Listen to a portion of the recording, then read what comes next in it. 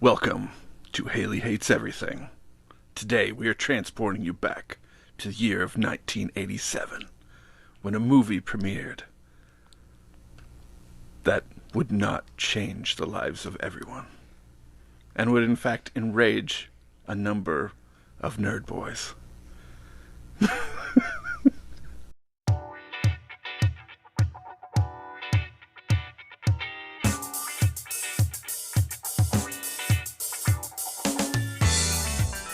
I'm Hailey. I'm Sean. And welcome to Hailey Hates Everything. I pick a surprise topic. And I get high and opinionated so we can discuss it together. So grab a snack and hang out with us for Hailey Hates Everything.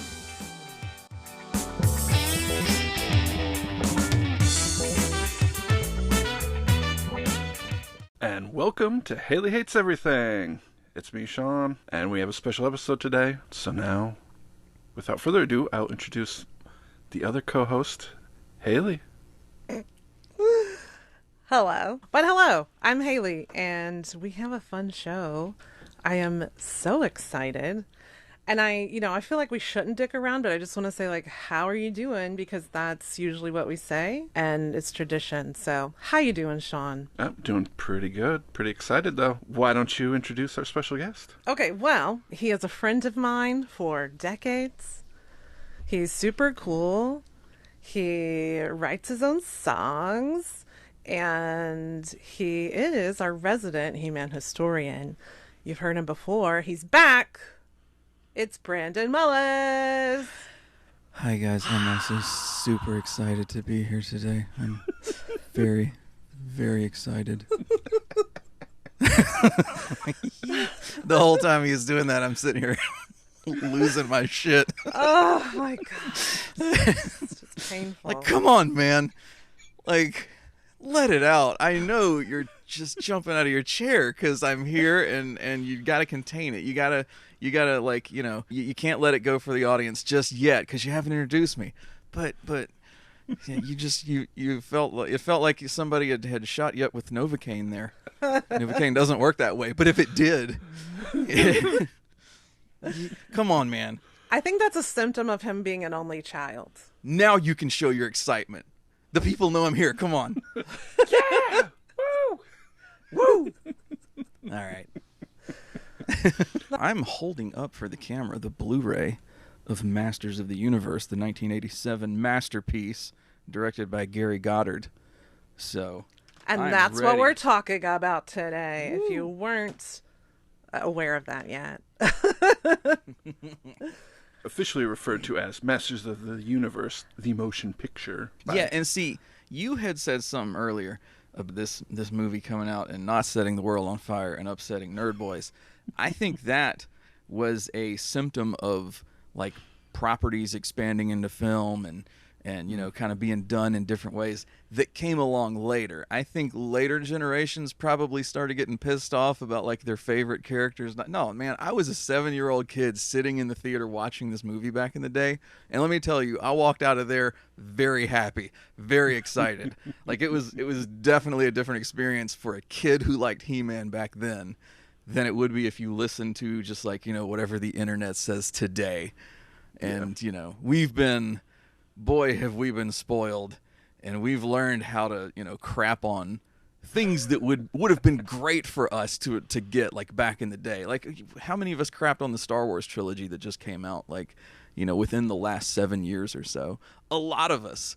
We've been very happy with that trilogy 30 years ago. Come on, what the hell? Yeah. So anyway, this nerd boy was quite happy. Well, that's good to hear, because it does seem like everybody didn't like it, and that's most of what we hear, kind of dogging it and stuff, which I know this is called Hailey Hates Everything and we're going to talk about it, but still, though, we're not going to be super mean, I would think. But I just don't it's hear okay to hate stuff. on. You can definitely hate on certain. I'm going to join in on hating on certain things. Oh, here. I won't hold back. I got stuff to say. But oh yeah. I don't have my power sword ready to slash, and my blaster is only set to stun. So don't worry. All right. So before we get started, I was just going to say, yeah, it's the He-Man movie. It came out in 1987, right? Yes. Yeah. It stars Dolph Lundgren and Frank Langella, Billy Barty. Courtney Cox is in this. And I didn't know Meg Foster by name, but when I saw her picture, I remembered exactly who she was. Her eyes are just stunning. What else was she in? Because I looked her up and I saw, but now I can't remember. There was a lot of stuff. One of I my don't have favorite that written movies, down. They Live. Oh, yeah. That's the one that I know her from. Yeah, by John Carpenter with Rowdy Yeah. and Randy Piper. Right, go away. Go away. You have Educate offended yourself Brandon's senses. and come back and try again. Oh shit, this is a fight. Rowdy. You're close. Oh, Roddy Piper. There you go. There we go. All right. Blaster is going to stay set to stun for now. For now. Randy. You're thinking of Macho Man Randy Savage. Yep. Okay, I give it up. Because, classic era and all, but still. You fucking we're not get it snapping right. it into any Slim Jims and They Live. You know what I'm saying? Should we just get into it? People can watch it on HBO Max, I believe.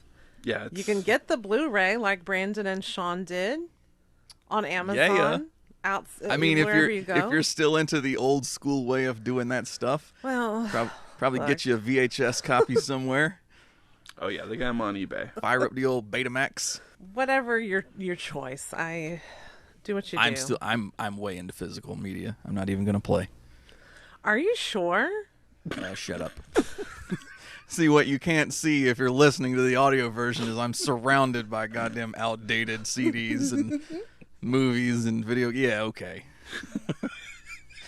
Like, I could be crushed under the weight of this collection of bullshit if it toppled, so I get it.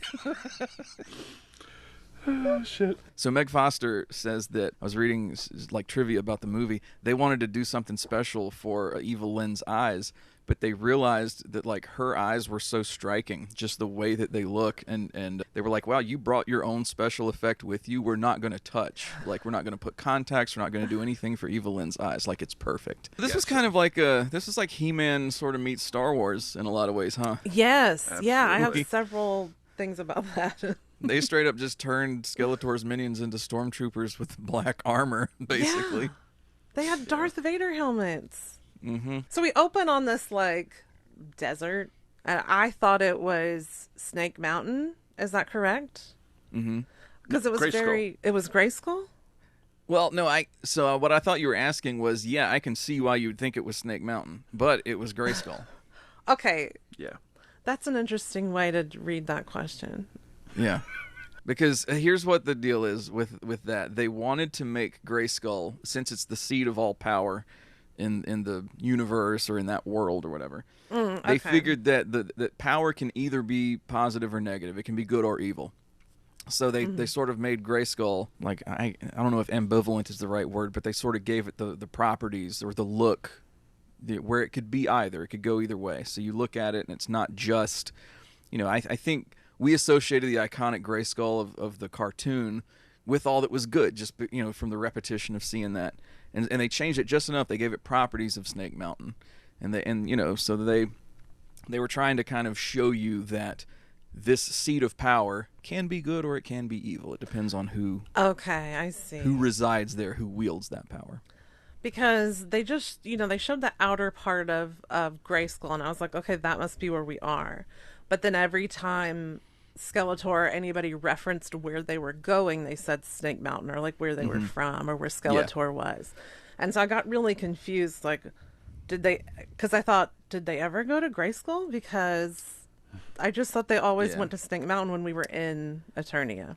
We kind of pick up in the middle of the movie we should have been watching, because when we open, Skeletor has taken Grayskull, and Snake Mountain is somewhere out there, but we never see it. So yeah, he's already in Grayskull. He's already overrun it, and we're hearing about what happened through conversations between characters. That's why the sorceress is there, and she's imprisoned in whatever he's imprisoned her in.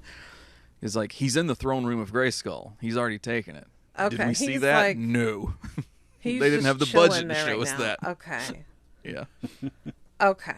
I was very confused about that, especially like looking over my notes, because then I was like, I don't remember seeing Grayskull. No. And that really threw me off. But I did love the opening graphics, because like the opening credits graphics, It was just like some shit that I made in my senior year of video production.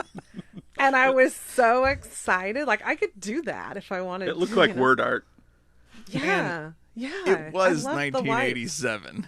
You know, they weren't quite doing like the Spider-Man credits from the Sam Raimi trilogy yet. You know, they hadn't quite gotten there. I loved them. It took me back. And it made Yeah. me feel good because I could create that now. And that just makes me excited that I have that ability and knowledge to create a credit that looks like it's from 1987. You could go back in time and get hired by Canon Pictures. Oh, shit. That would be cool. Beware, they're going to go out of business in about 88, so All right, okay. have something else lined up. Okay. I'll put it on my resume at least. Yeah. Well, and then it was very reminiscent of Superman to me, you know, with the trumpety sound Yeah. and kind of that star field coming at you, sort of. Mm-hmm. So it felt very Superman to me. I got that from the score. I actually checked to see if, you know, not John Williams, because I think John Williams is the one that did the original Superman score, but just if any of the other composers from Superman had worked on this. And I recognized the composer's name, Bill Conti, but now I can't think of what else he did. I know I've heard other scores and been aware of his work in other movies. So he's been a name throughout the decades, but now when, you know, I cannot think of a single goddamn one. Yeah, previously he did the music for Rocky and Karate Kid. Oh, nice. Very of the time, especially with Dolph Lundgren here. Yeah. So we're borrowing a few people from the Rocky series. Oh, really? Who? Ivan Drago. That's Dolph Lundgren's famous line. He's, "I must break you." Oh, okay. This is new to me. Yeah, he was previously in Rocky 4 before this. Mm-hmm. And this was his And he first, came like, back main... in Creed 2. He was in Creed 2 as well a few years ago. Don't even laugh. That shit is amazing. I don't know anything about those.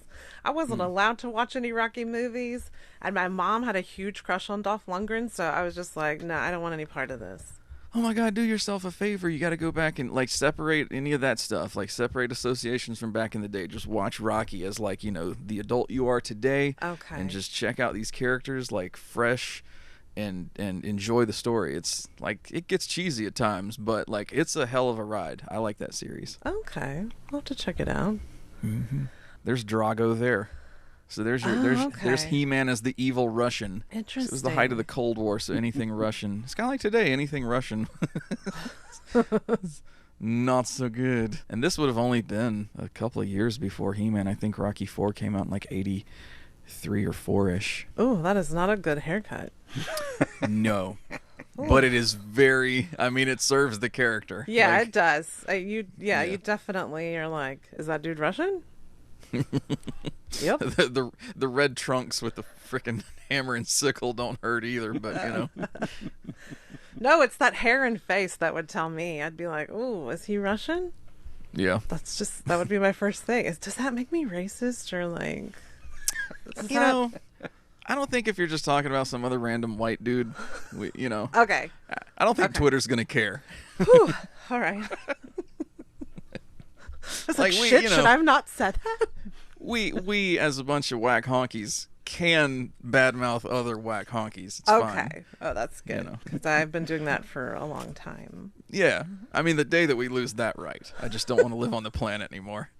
Because there's a lot of honkies out there that I want to talk some shit about. There truly are. Okay, so like Brandon mentioned, we're barely into this thing. And it feels like we're into Act 2 already. Well, also, like, now my gummy has kicked in. I am high, and time is just stretched in an amazing She has that way. starfield coming at her from the credit this sequence. is like, whoa. Yeah. I'm matrixing through all of these riffs. It's a whole thing. So I feel great.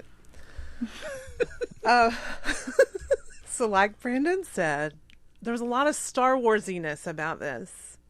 And the security guys for Skeletor had Darth Vader helmets. I heard somewhere that they were like chrome outfits, and they ended up painting them black.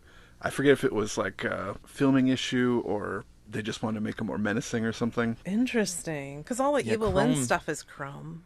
Yeah, like all those outfits being chrome and they're shooting outdoors in the sun probably was a really bad decision. So, yeah, painting them black was probably a necessity at that point. Well, supposedly, this movie had set a record for the most consecutive night shots of any movie ever, and that was like Yes. true until some Martin Scorsese movie or something.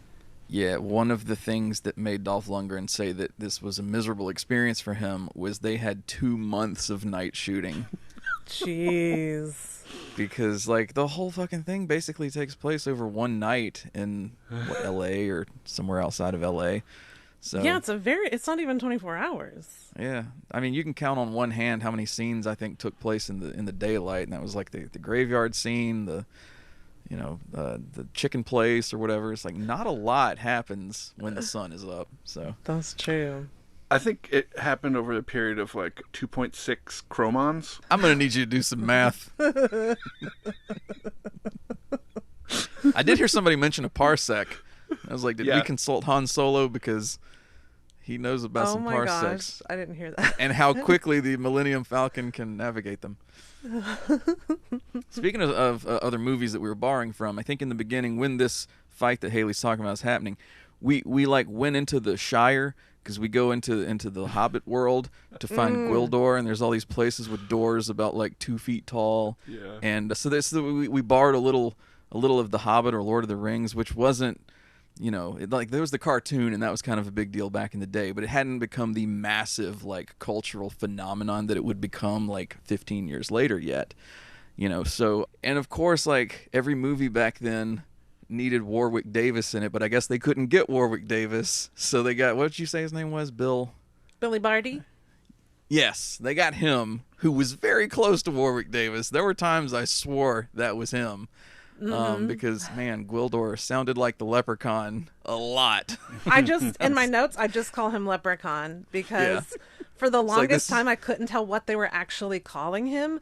I thought it was Wildor, so I was close. But then it sounded like Grildor. It sounded like Fildor. And I was like, what is this guy's name? I had to look it up on IMDb just to find out what his name was. And I was close. It's Gwildor.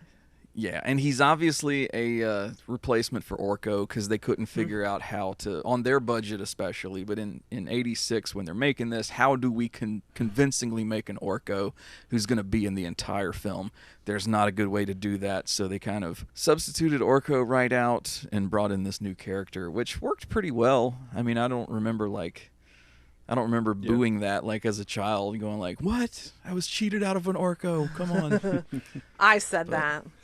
Yeah. Yeah, he looked pretty cool. I understand. Yeah. I liked the Leprechaun. He was fine. I liked him. Billy Barty was in Wizard of Oz, Legend, and Willow with Warwick Davis. He was in Wizard of Oz. Holy Christ, that dude had his career stretched. Yeah. Quite the era of Hollywood there. He was 63 during the filming of this. Wow. Okay. Good job, Billy Barty. That's awesome that he was in Willow as well, because I kept thinking of that movie the whole time. I was watching this. Willow. Yeah. God, it's been so long I couldn't even tell you what Willow was about anymore. But I know Val Kilmer was fucking hot. And I remember the brownies. I totally remember the brownies. Yeah. Not Kevin Spacey, but the other hotness. one. What's his name? Kevin Pollak. He's like the funny Kevin Spacey. We don't want. Yeah, he was in it. We don't want Kevin Spacey on set. I know. Ever. I was trying Looking to not back, talk about that. That's not a good look. You have to do an age check on everybody. Don't talk about the Kevin Spacey.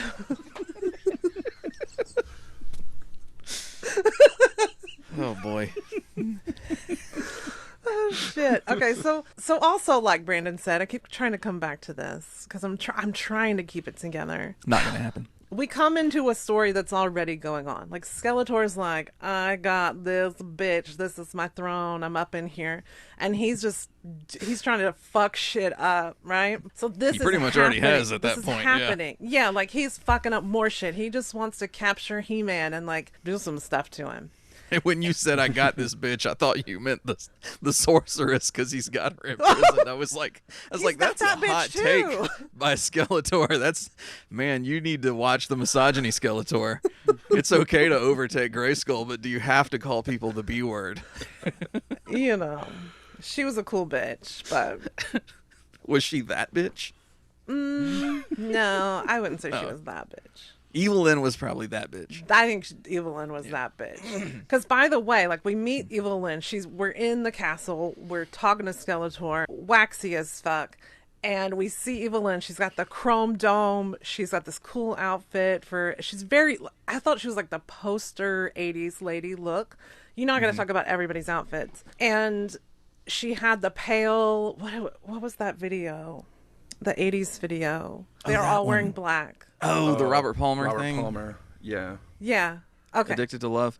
I actually thought of Annie Lennox every time she was on screen. Interesting. Was the Eurythmics, I guess? I wrote down Gozer the Destroyer. Ooh, that's a good one. Yeah. I thought she was very Gozer. Bone structure for days. I want people to know that. Like, I thought she looked super cool, except her foundation didn't match her body. But the outfit, I kind of liked. If you're going to go on a destructive tear and overtake the seat of power in the universe, make sure your foundation matches the rest of your shit. If you're that bitch, you better look that bitch. That's all. That might have been that bitch look for 87. We don't know. I guess we were so. 7 years old. It doesn't age very well. But it was cool then, I imagine. Meg Foster said she got groin bruises from that outfit. Yeah, she couldn't sit down in that thing, apparently. I was reading that, too. Oh. Yeah. Yeah. So was it actually metal? Like, did they use metal? Or was it... Oh, yeah. Oh, okay.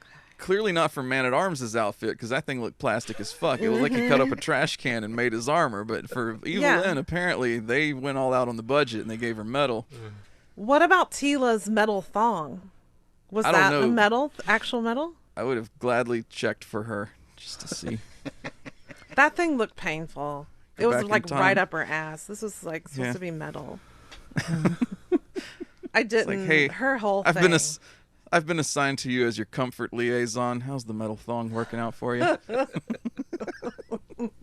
Oh my goodness. All this talk about Skeletor, we got to mention Frank Langella was awesome in this. I loved him. I thought he was amazing. I thought his makeup, especially for 87, looked badass. I thought that was a good way to pull off that character. For 87, yeah, totally. And I couldn't believe they got an actor of his caliber to play that part.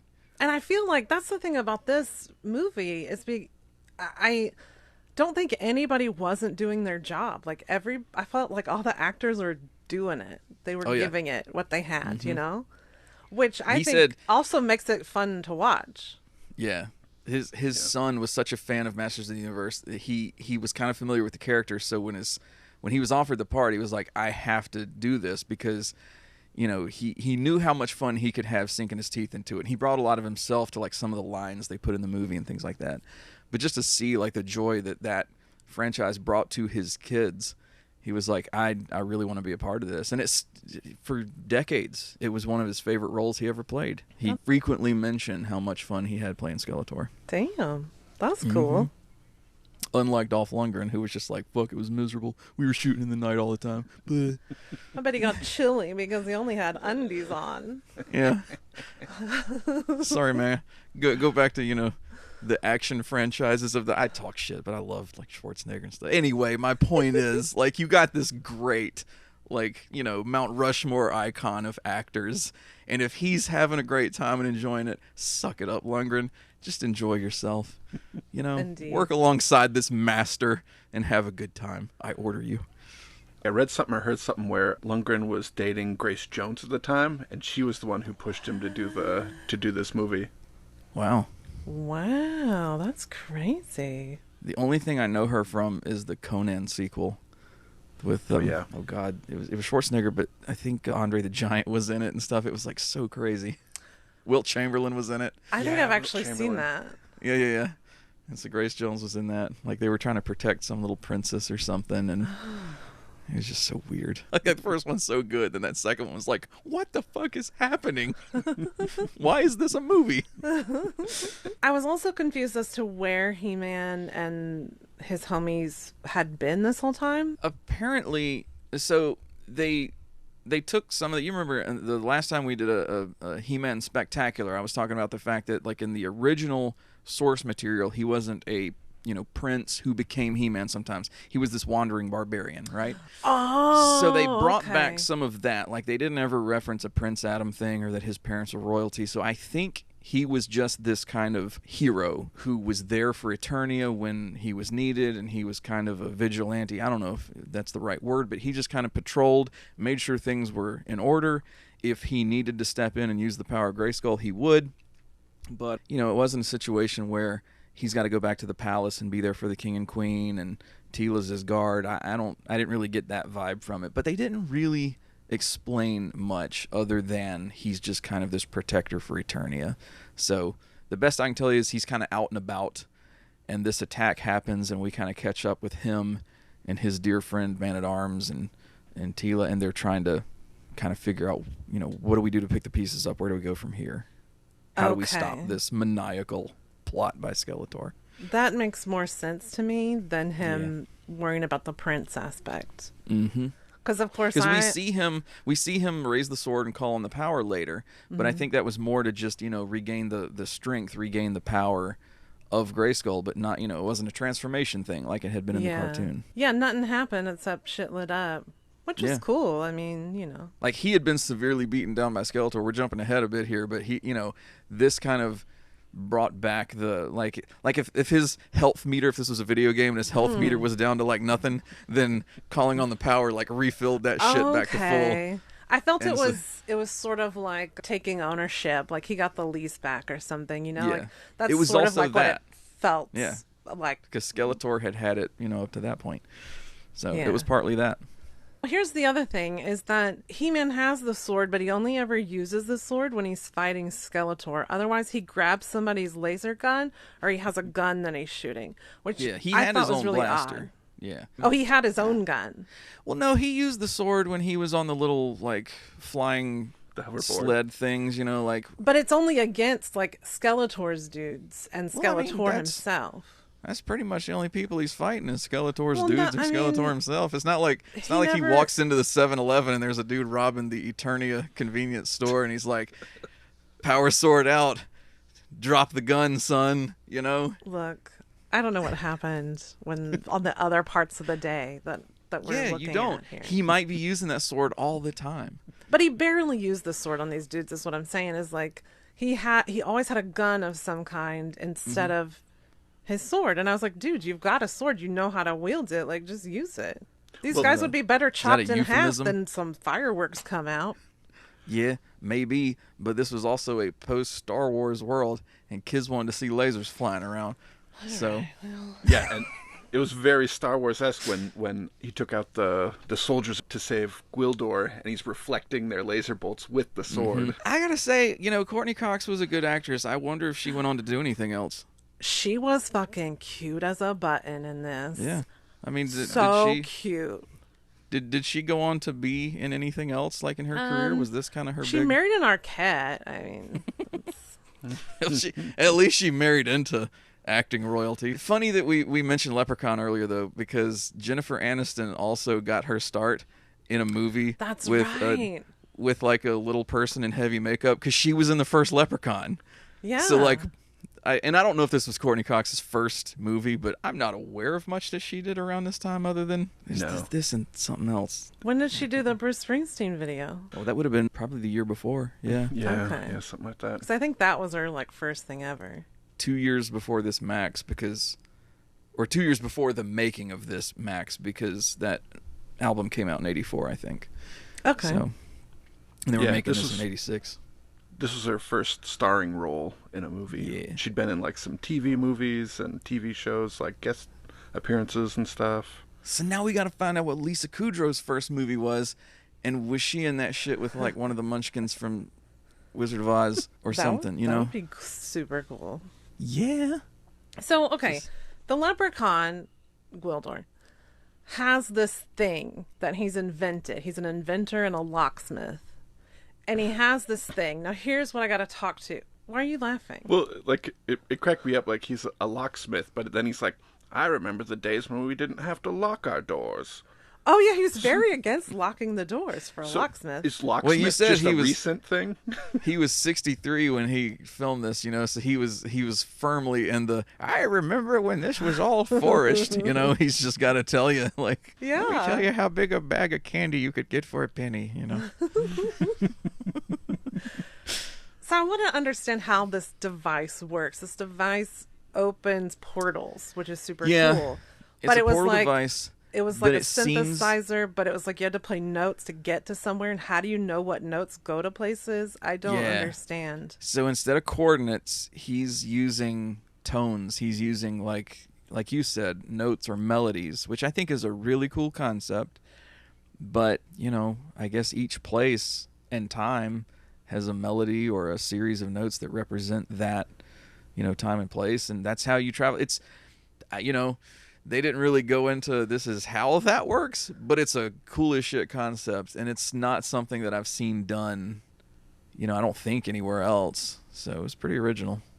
I think the tones resonate with the graviton waves and creates a ripple and Now he's just talking out his ass. That was fully Wow. out the bunghole. All that. That was pretty good. I think most But of that I'll was just- mentioned. I'll just nod and say yeah. Well, I was just wondering, was there an app for that? Was there a catalog? How do they know what notes go to where they need to go? Or was it just his doing because he invented the device? Was he the only one, the leprechaun, who knew what notes sent you where? You know what I mean? Gwildor clearly knew how to make the thing work, but then, like, when later on Skeletor wipes out the memory of the thing and it doesn't play the tone anymore, he can't seem to remember, like, how to get it to wherever the fuck. And I don't know if that was just because, okay, we went to this planet kind of on a whim. We got here, like, I was just programming anything and we escaped and we wound up on Earth. Okay, cool. Now to get back home, how do I do that in reverse? I don't know if that was just the reason he suddenly couldn't remember how to make these tones that would travel them to where they needed to be. But it was weird to me how sometimes conveniently he, the inventor, knew how to make this thing work. Other times he was like, holy shit, the memory was wiped. I don't know what to do. You built it, fool. You also used it to get you there. So you do know how to do it. You just Well, and then they're trying to get back at some point, and he's messing with it forever. Yeah. And then Evelyn gets it, and she's just like, all right, I'll dial up Skeletor. I feel like all the times where they were just like, okay, cover Gwildor, he's going to open a portal. He's over there sitting going, oh shit, that sounds like smoke on the water. I think I got it. Hang on. Dun, dun, dun. And he's like getting sidetracked playing songs and shit. What is taking you so long? Everybody else that uses this thing, like, the kid who's dating Courtney Cox's character, Kevin, demonstrates it for the cop in like 3 seconds. He starts to open a portal. I'm like, what the fuck, Gwildor? You made the thing. Man at Arms is giving me traffic cop stash realness.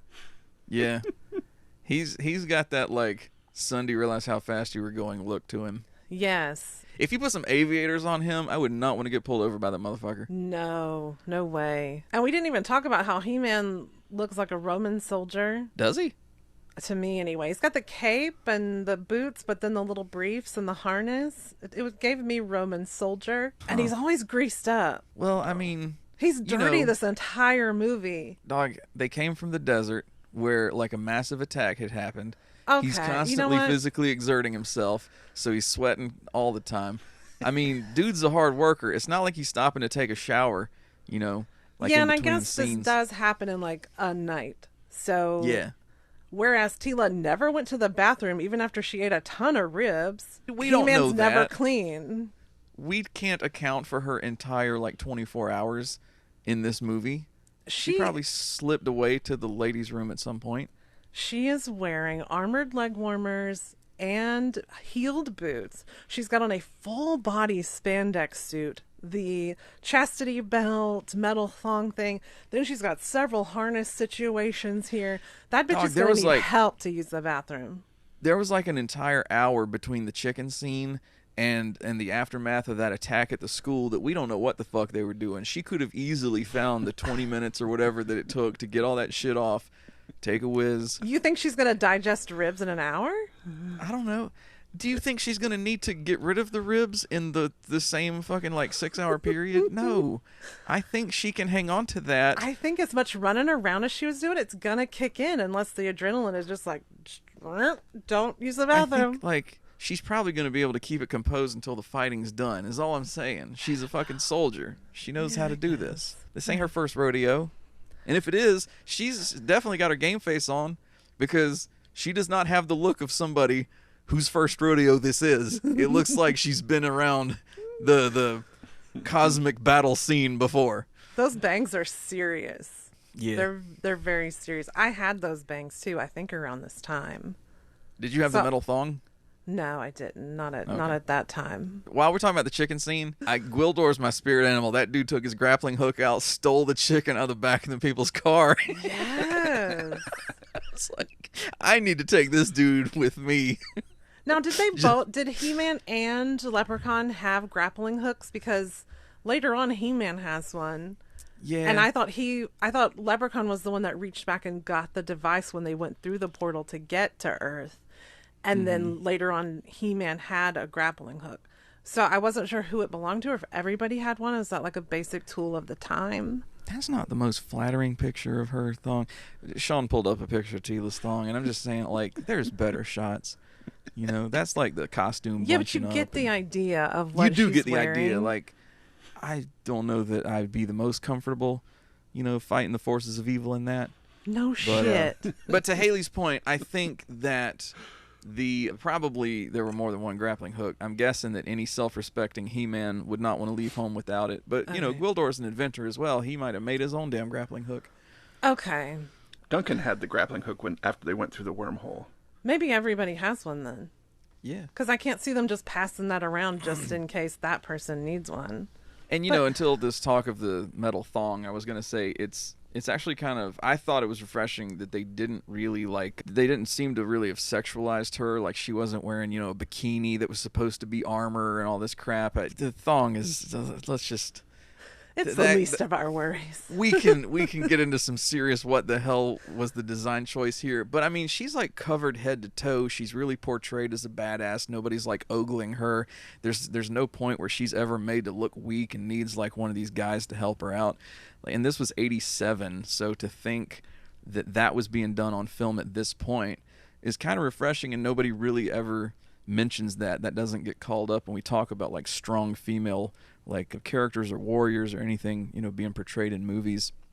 I actually think, so I don't remember how old I was when I saw it the first time. I was a kid or preteen, whatever. But I remember thinking that she was a fucking badass. Mm-hmm. I thought she was so cool, and I wanted to be like Tila.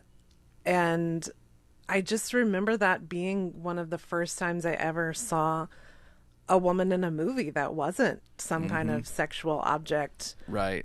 And like not there not to be some eye kind candy. of weak, like weak character who needed to be saved and stuff. I remember liking her a lot when I saw this the first time. Yeah, and she actually makes a comment. I can't remember now for the life of me what it was, but she makes, like, you know, she's got like this one-liner that she kind of throws off at one point where she does something and she says something about, you know, something like the woman, or, you know, it's kind of like I'm the woman sort of thing. But yeah, I can't. I thought I wrote it down, but I don't see it. And it's like, you know, just calling attention to the fact that, like, look, you know, here's this female character that literally is completely self-sufficient, able to, you know, fight her battles, able to do what she needs done, does not rely on, you know, these men to help her.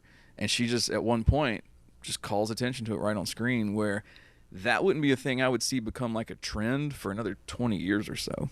Yeah. I did write it down, too. That's when she looked at the camera and she was like, woman at arms. Yes, that was what it was. Yes. Yeah. I felt bad for Courtney Cox around this time having to go to her dick boyfriend's sound check. She's like, she needs to leave town. She needs to get on this plane.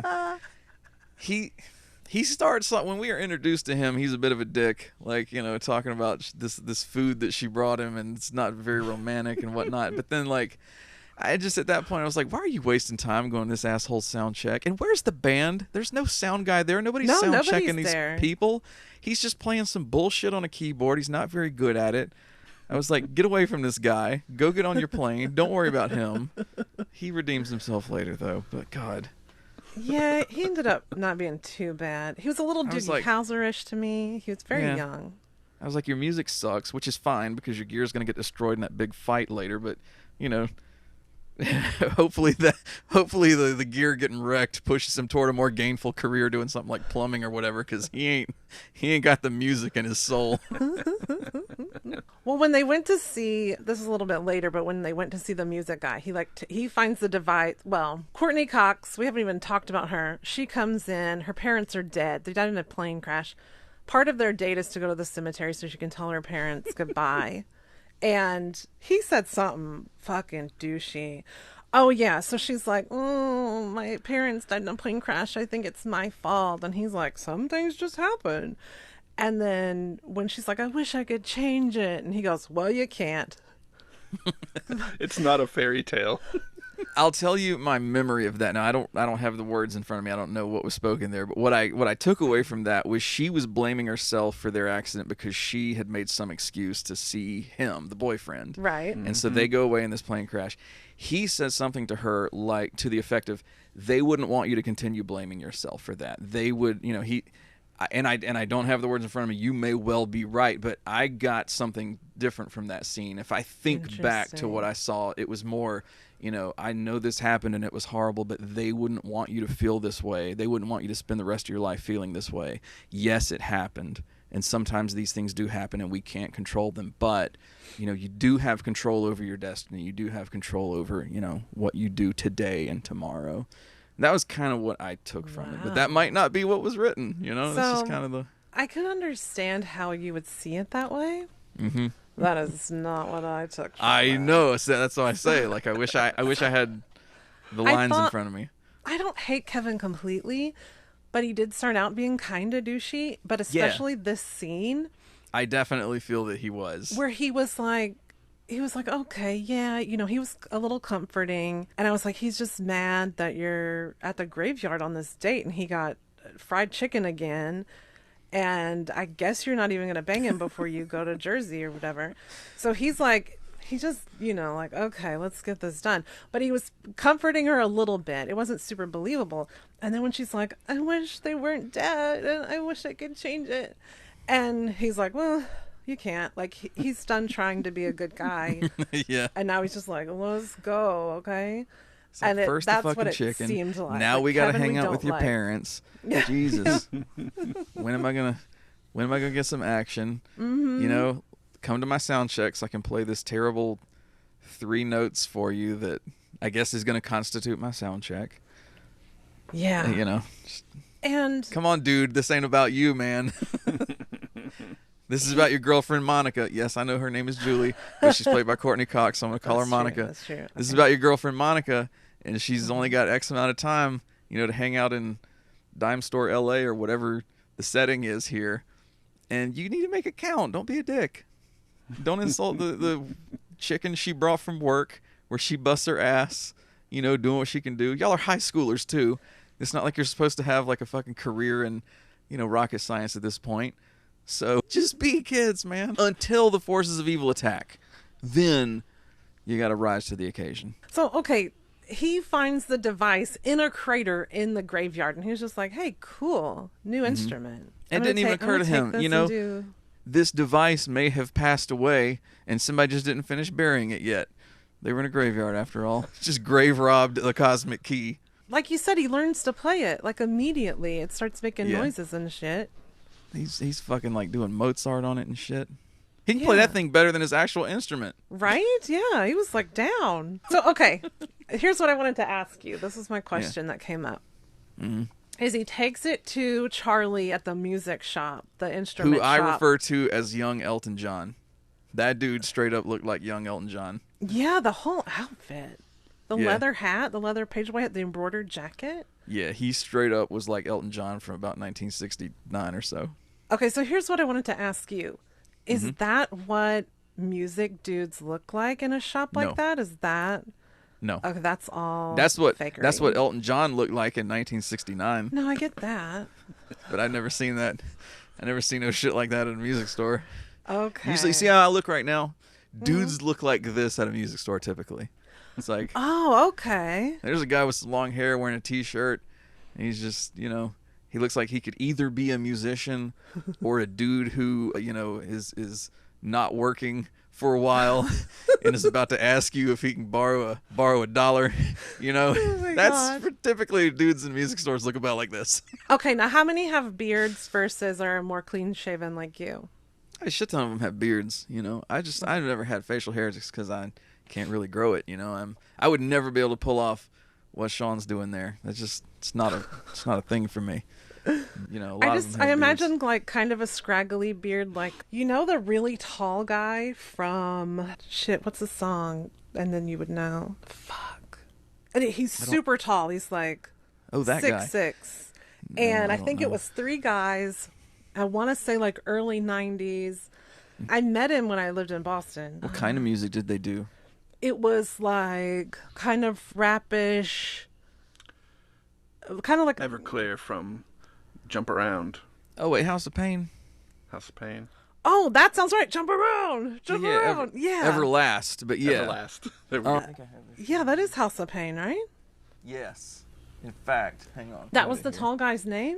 Is that what you're saying, Sean? Well, these dudes. Is it one of them? That's the Jump Around guys. Oh, maybe it wasn't him. And that's the guy that went on to be, he's Everlast here, but he went on to be, tell me if you don't know what it's like to sing the blues, that guy. And you merely might know what... I don't know the fucking words of that song. Oh, I just know don't the melody. I don't And it know pissed that me off. one. But you should probably put that tangent alert thing that scares me. I love that every time you do tangent alert, she still fucking says, it might scare some people out there. Like I don't know who the fuck she's talking about. That is one of those little Yeah. things just for you. What, Easter eggs? I Is said that some what- shit one time, man. One time. I remember. And I still get doo-doo about the tangent alert. Mm-hmm. But no, I don't know. There's a lot of scraggly beard-looking motherfuckers. I would say like Van Driesen from Beavis and Butthead, that hippie guy. A lot of them look like that. Little Grateful Dead kind of, musicians look like they probably should be in a jam band like Fish or something. You get a lot of that stuff. Okay. Not like the full thick-ass beard like, Chris Stapleton or some guy like that. Although those dudes are there. And I usually look at them like, man, if beards were like experience points, you must be like the elder statesman of fucking music right now because, Jesus. If I'm led to believe, by dudes like Waylon Jennings and Chris Stapleton, that like indicates the level of musicianship I'm going to hear from you, like, Jesus Christ, y'all got to be spitting fire when you get up there. But I can't grow a beard like that, so I will never attain that experience level. Okay. Okay, so now I want to talk about Skeletor's homies, the minions that he sends. Because, their name is Blade, and of course he's got blades. Yeah. But he's bald. He was Just to very, point- very accurately named. Yes. Then Beastman, Obvio, Beastie. Then Yeah. Karg, who's, I don't know what the fuck he is. Is Do he you the know? He's one got like a that's- million wigs on.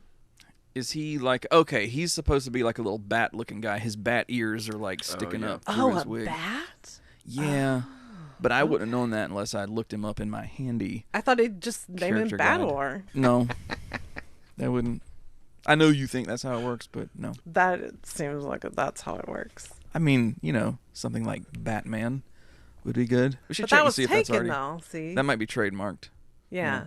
Check and see if there's any other Somebody's using characters named that. Yeah. And then Saurod, which I thought they called Zurod. But he's like a No. snake dude Yeah. with a helmet And on. they had lizard people in He-Man. They didn't have to invent. If they wanted a lizard dude, they could have just used. That's my problem What with do you that mean? particular. What?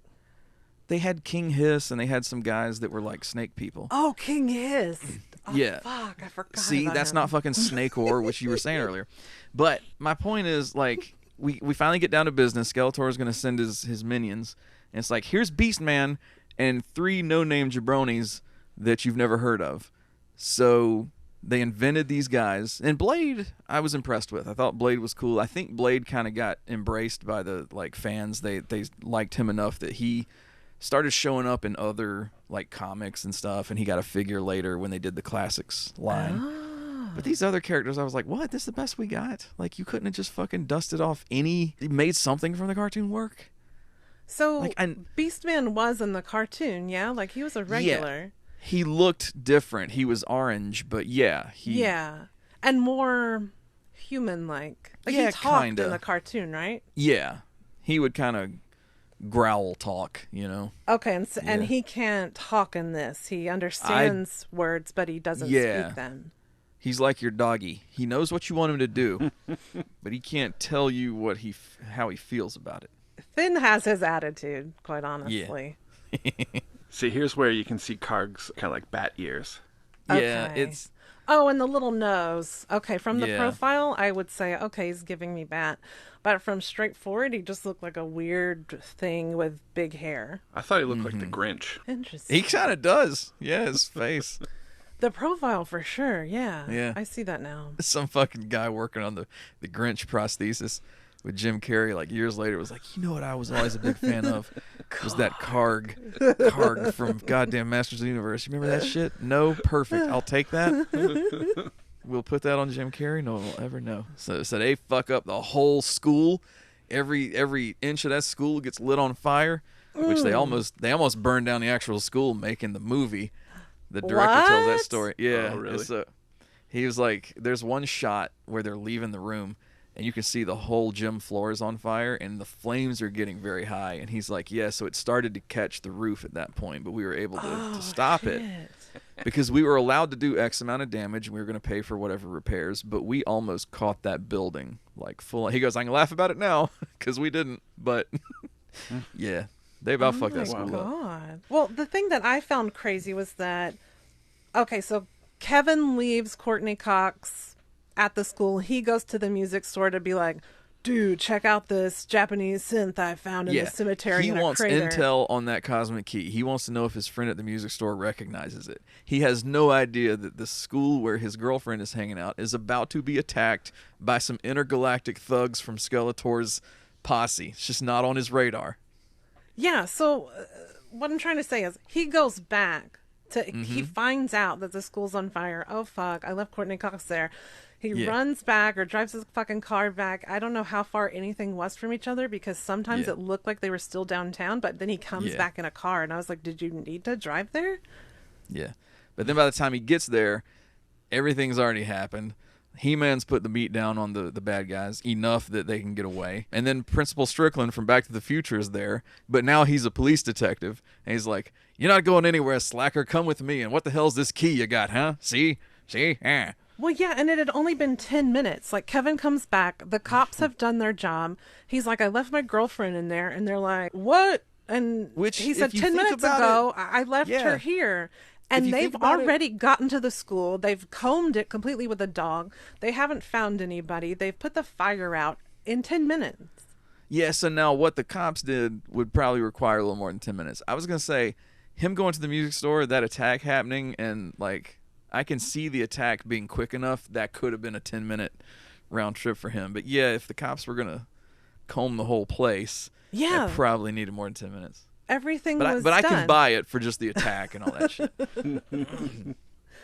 I was just like, wait a second. They combed this whole school? Let me tell you my favorite part of this, though, is after He-Man gives him the beatdown, they go back to appear before Skeletor, right? Because they've got their own key. So they go back to Skeletor. Skeletor straight murders Saurod. He just goes, I believe the dialogue was, you're a useless character the audience has no connection to. Die like a major franchise character in Kevin Smith's cartoon.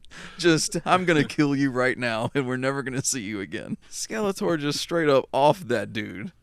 Yeah, just done. He's done. Like Kevin Smith was killing him in Revelation. Just bam. Just, you're dead now. Apparently he has different types of force lightning that he does. He can either disintegrate you or give you some, like, poison acid in your calf. Yeah, turn your leg all Phantom of the Opera, which we'll get to later. Okay. Yeah, that shit happened to Monica. That's Courtney Cox. That's right. Yeah. Yeah, so Blade was awesome. I give him a pass. But the other two, I was just like, come on. I'd much rather have seen, like, your dear friend Web Store could have been one of them.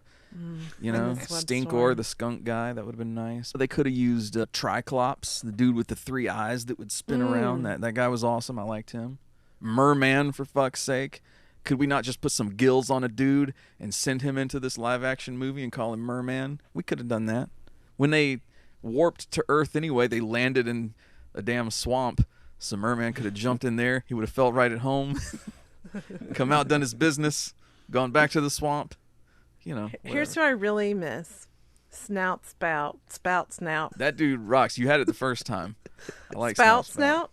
snout? Snout, spout. Snout, spout. Yeah, yeah. Okay, I like okay. him. He fucking rules. Mechanical elephant dude. No, he looks cool. I'd never heard about him until a few days ago, and I was just making a joke that I missed him, but I think he would have been cooler than some of these You other can dudes. miss him, and he is cool. So, there.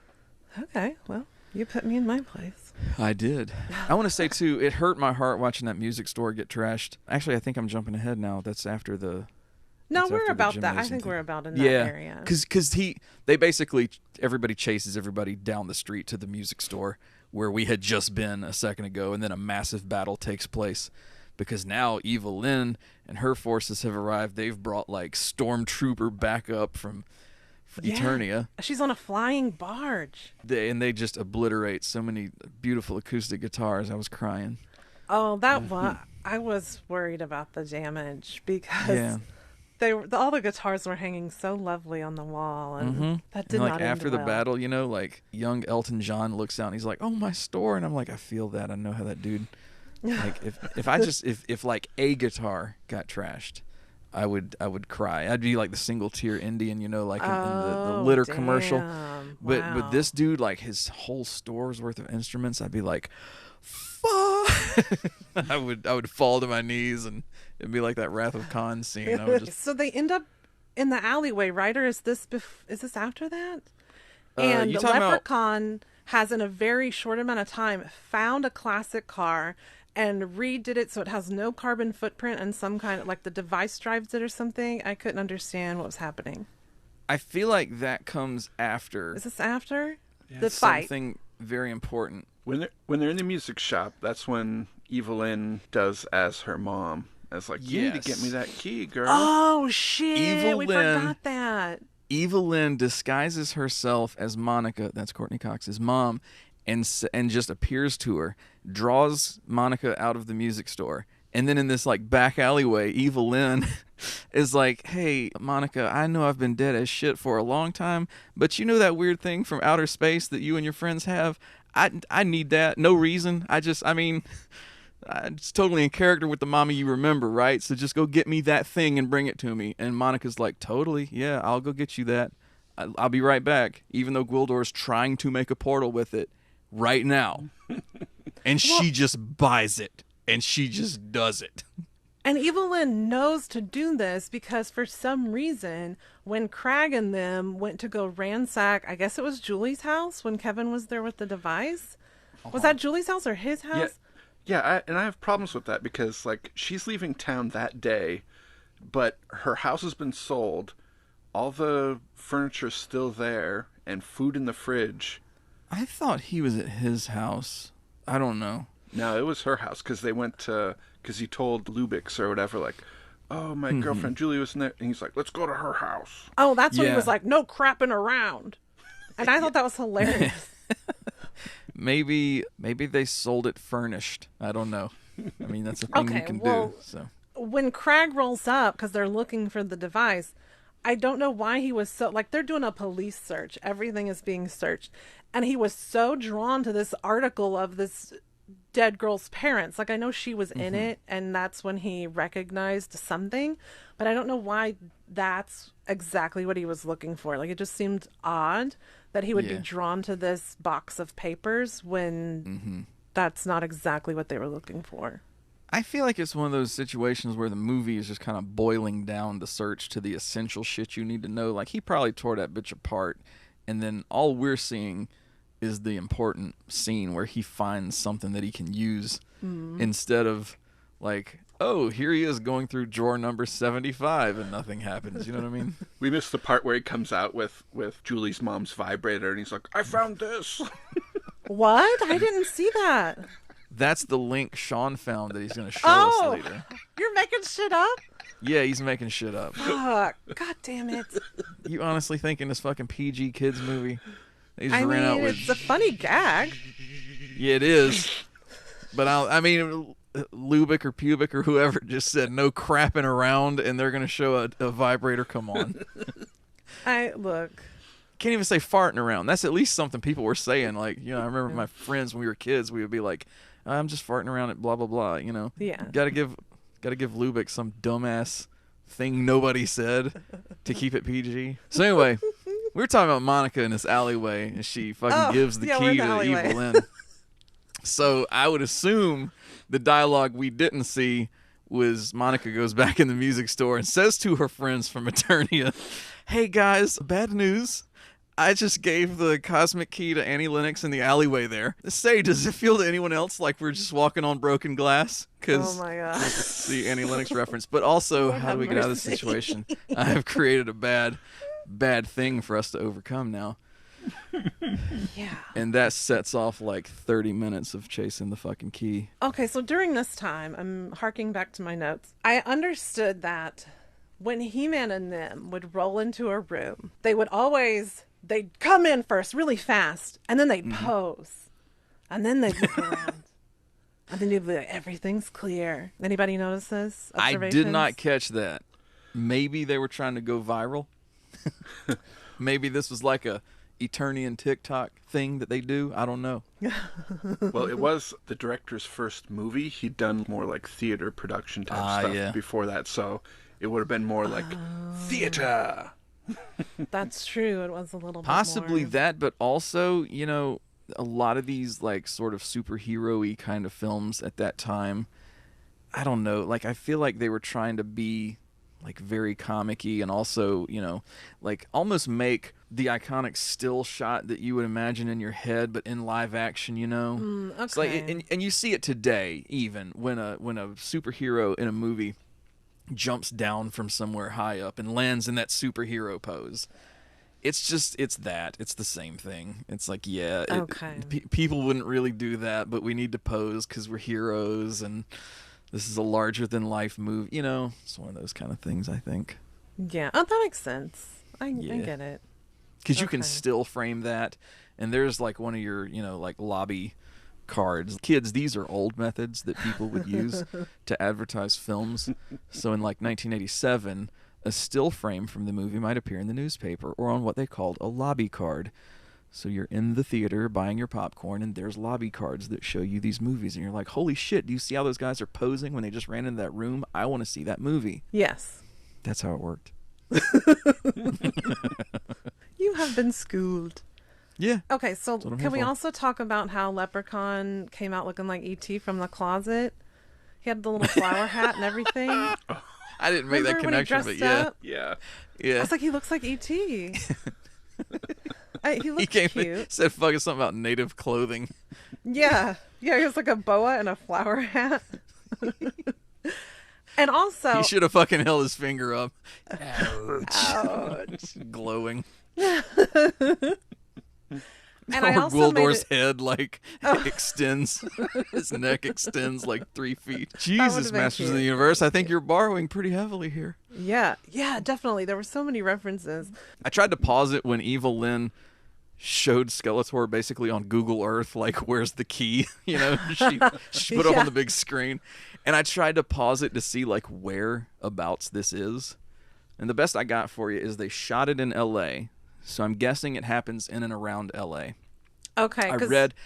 I read from the production designer that the chicken restaurant where Julie worked / Monica / Courtney Cox was also the chicken restaurant where the cops famously like beat Rodney King when that video was captured. That was the same. Yeah, that was the same location. So it was shot around L.A. They never called it L.A., but I'm guessing, you know, like it's a California. Yeah, because at the very beginning when she's talking about moving to Jersey and the girl was like, just stay and keep Kevin. And she's like, I got to get 3,000 miles away. And I thought maybe it'd be around that area, so. Right. It's at least a suburb of Los Angeles, you know. I hate L.A. Oh, my God, I hate L.A. Oh, that's the opposite of Randy Newman. He loves L.A. Oh, shit. Not really. That's he kind of did that song ironically, but still. Oh, my God. I forgot about that song until just now. That song fucking rules. Okay. Now, Evelyn has this flying barge.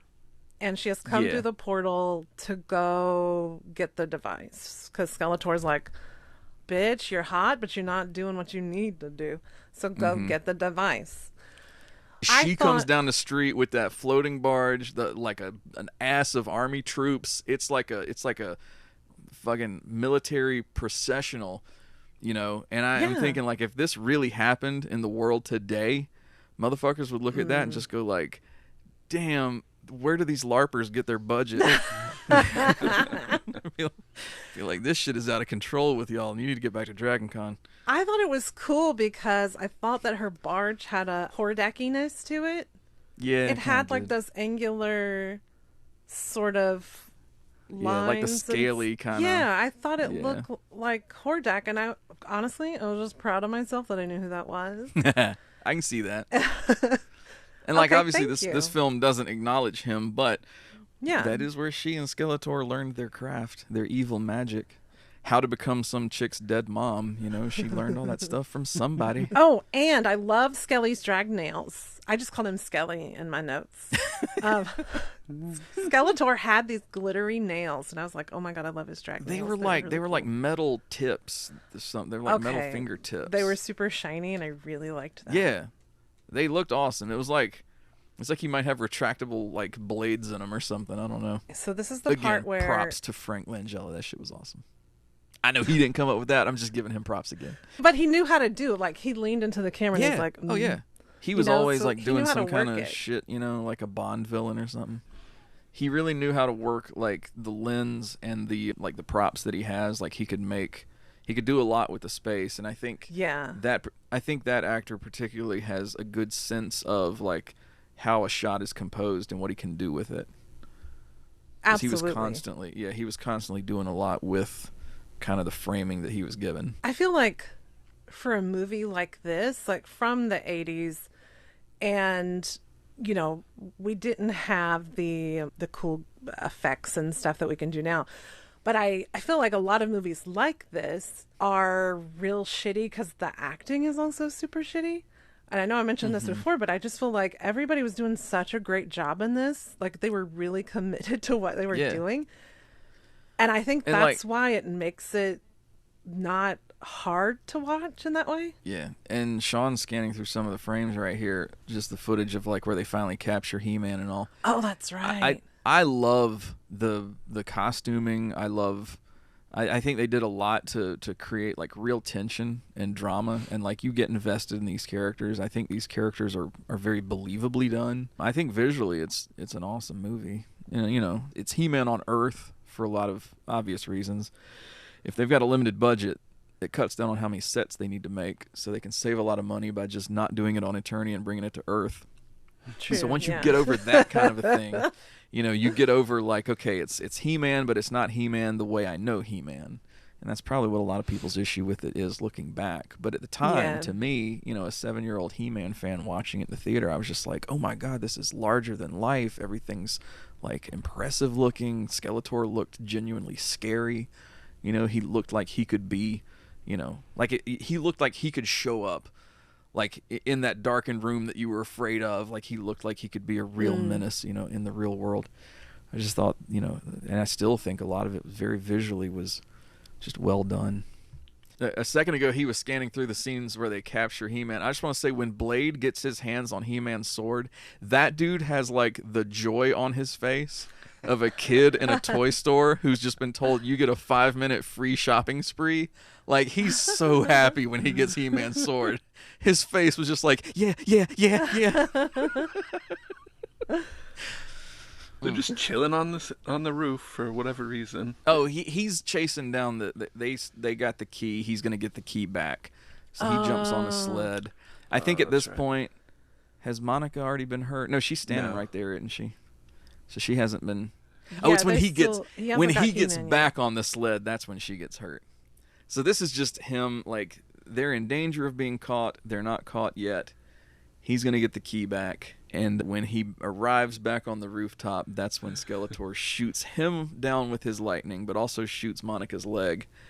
And Monica's leg turns into some Phantom of the Opera shit behind that lightning. Yeah, that got real nasty real fast. Yeah. I didn't expect the pustules and all of that It happening. looked like the thing that the gremlins come out of. The little pods were like in her yeah. leg. I was like, I don't like anything about this. I called it Emperor Lightning because of all the Star Wars Yeah. thingies. Yeah, see, there's another Star Wars. He has Force lightning. Because I also feel like a little later on, so He-Man does capture Skeletor. I mean, Skeletor captures He-Man. Yeah. And they go back to Grayskull, and it was very, the scene where Darth Vader tells Luke that he's his dad, and Luke is like, "I'll never join you," and then he loses his hand. Okay, that one. That's what this scene reminded me of. A lot of shit. What are you doing? What? You spoiled so many things just now. You know what? Fuck it. If you haven't watched it at this point in time, what are you doing? I can't even believe you. Okay, well, Darth Vader's Luke's dad. Hashtag he's also Anakin. Christ. So anyway, that scene reminded me of that because Skeletor is like, bow to me. And He-Man's like, I'll never join you. And it just made me think of that scene. And I fucking loved Luke, So okay, that was my reference. What? You don't love Luke? I mean, we all love Luke, but I'm just like, I Good. don't remember thinking that during Masters of the Universe. I wasn't fixated on that's Skywalker. what that said to me. And quite honestly, I thought He-Man was at his most attractive when there was, he was tied up. So Oh, well, and whipped mercilessly. No, not that part. It was just the, I don't know. I thought that was his most attractive look in the whole film. But I do not like that. I don't like his mullet, but I don't like that it changed lengths throughout the entire thing. So his mullet, it was long, and then I was about to say his mullet kind of looks like he had the Ivan Drago hair that we showed you earlier, and he just didn't cut it. He just let it grow. It's like this is a not styled Ivan Drago haircut that just grew. Yeah, and actually those bangs are what Tila's bangs look like, where it's just like a fountain from the center of the crown. But look, man, you ladies back in the day, that was the only bang style that any of y'all would rock. Yeah, I know. I still to this day, when somebody says bangs, the first thing I think of is that thing you just described, where it's all That's coming what out you of think one. of? Yeah, because for 5 years, that's all ladies did. Hell, probably longer. It was just it was crazy, and they were so puffy. I have a moment where first association. If you were to say word association, I'm gonna say bangs. First thing that pops into mind is that. But I know that's not what you're rocking today. It's just that's the first association because that was how old I was when, I became I was aware just of that. out of all the bangs, that's the bangs you think of, but it's because I can't it help left when I was such born. an impression on you at such a young age. Yeah, dog. It's just I can't help how old I was when I learned all this shit. That's just how y'all were doing it. All right, dog. Okay, so Courtney Cox, she gets Emperor with the lightning. Yeah. And she gets pustules all over her legs. It's nasty. So what does Kevin decide to do? They take her down to the ground floor and they get dirty fountain water and wrap her leg in it. We don't know that was dirty. It was a public fountain. What do you think? What do you think is in there? Well, I number don't know, one, man. fecal matter. Number two, definitely urine. Number three, probably jizz. Number four, bird poop. Gwildor is an inventor. Perhaps he had something that would purify that water and we just didn't see it. I don't think he gets down like that. Oh, so you don't think, so therefore it must not have happened. I disagree. I think it could have happened. Oh, you want to get some attitude? I know you got all your hairs and your makeups did and shit, and you're feeling all, on top of the world and stuff, and I look like this and all. But no, we can go toe to toe. Check it out. No. I got attitude for days. I know. I might not have the whole made up attitude diva for days. thing going on, but check it out. I'll take you down, girl. You do not have to put yourself down to lift others up. Yeah, but let's just get that straight. if I make the choice to take myself down, that's my prerogative. I like just what Bobby don't Brown condone said. it as all. Do. You deserve better. Okay, thank you. I appreciate Don't be that. mean to yourself. All right. Now, do I say that to myself? No. Probably not. I say, bitch, what the fuck? Mm-hmm. But I'm trying to be better. Yeah. Yeah, see, you could take some of your own advice. You could. I could. No, because I'll be the first one to be like, bitch, don't talk about yourself like that. Like, you are a fucking queen.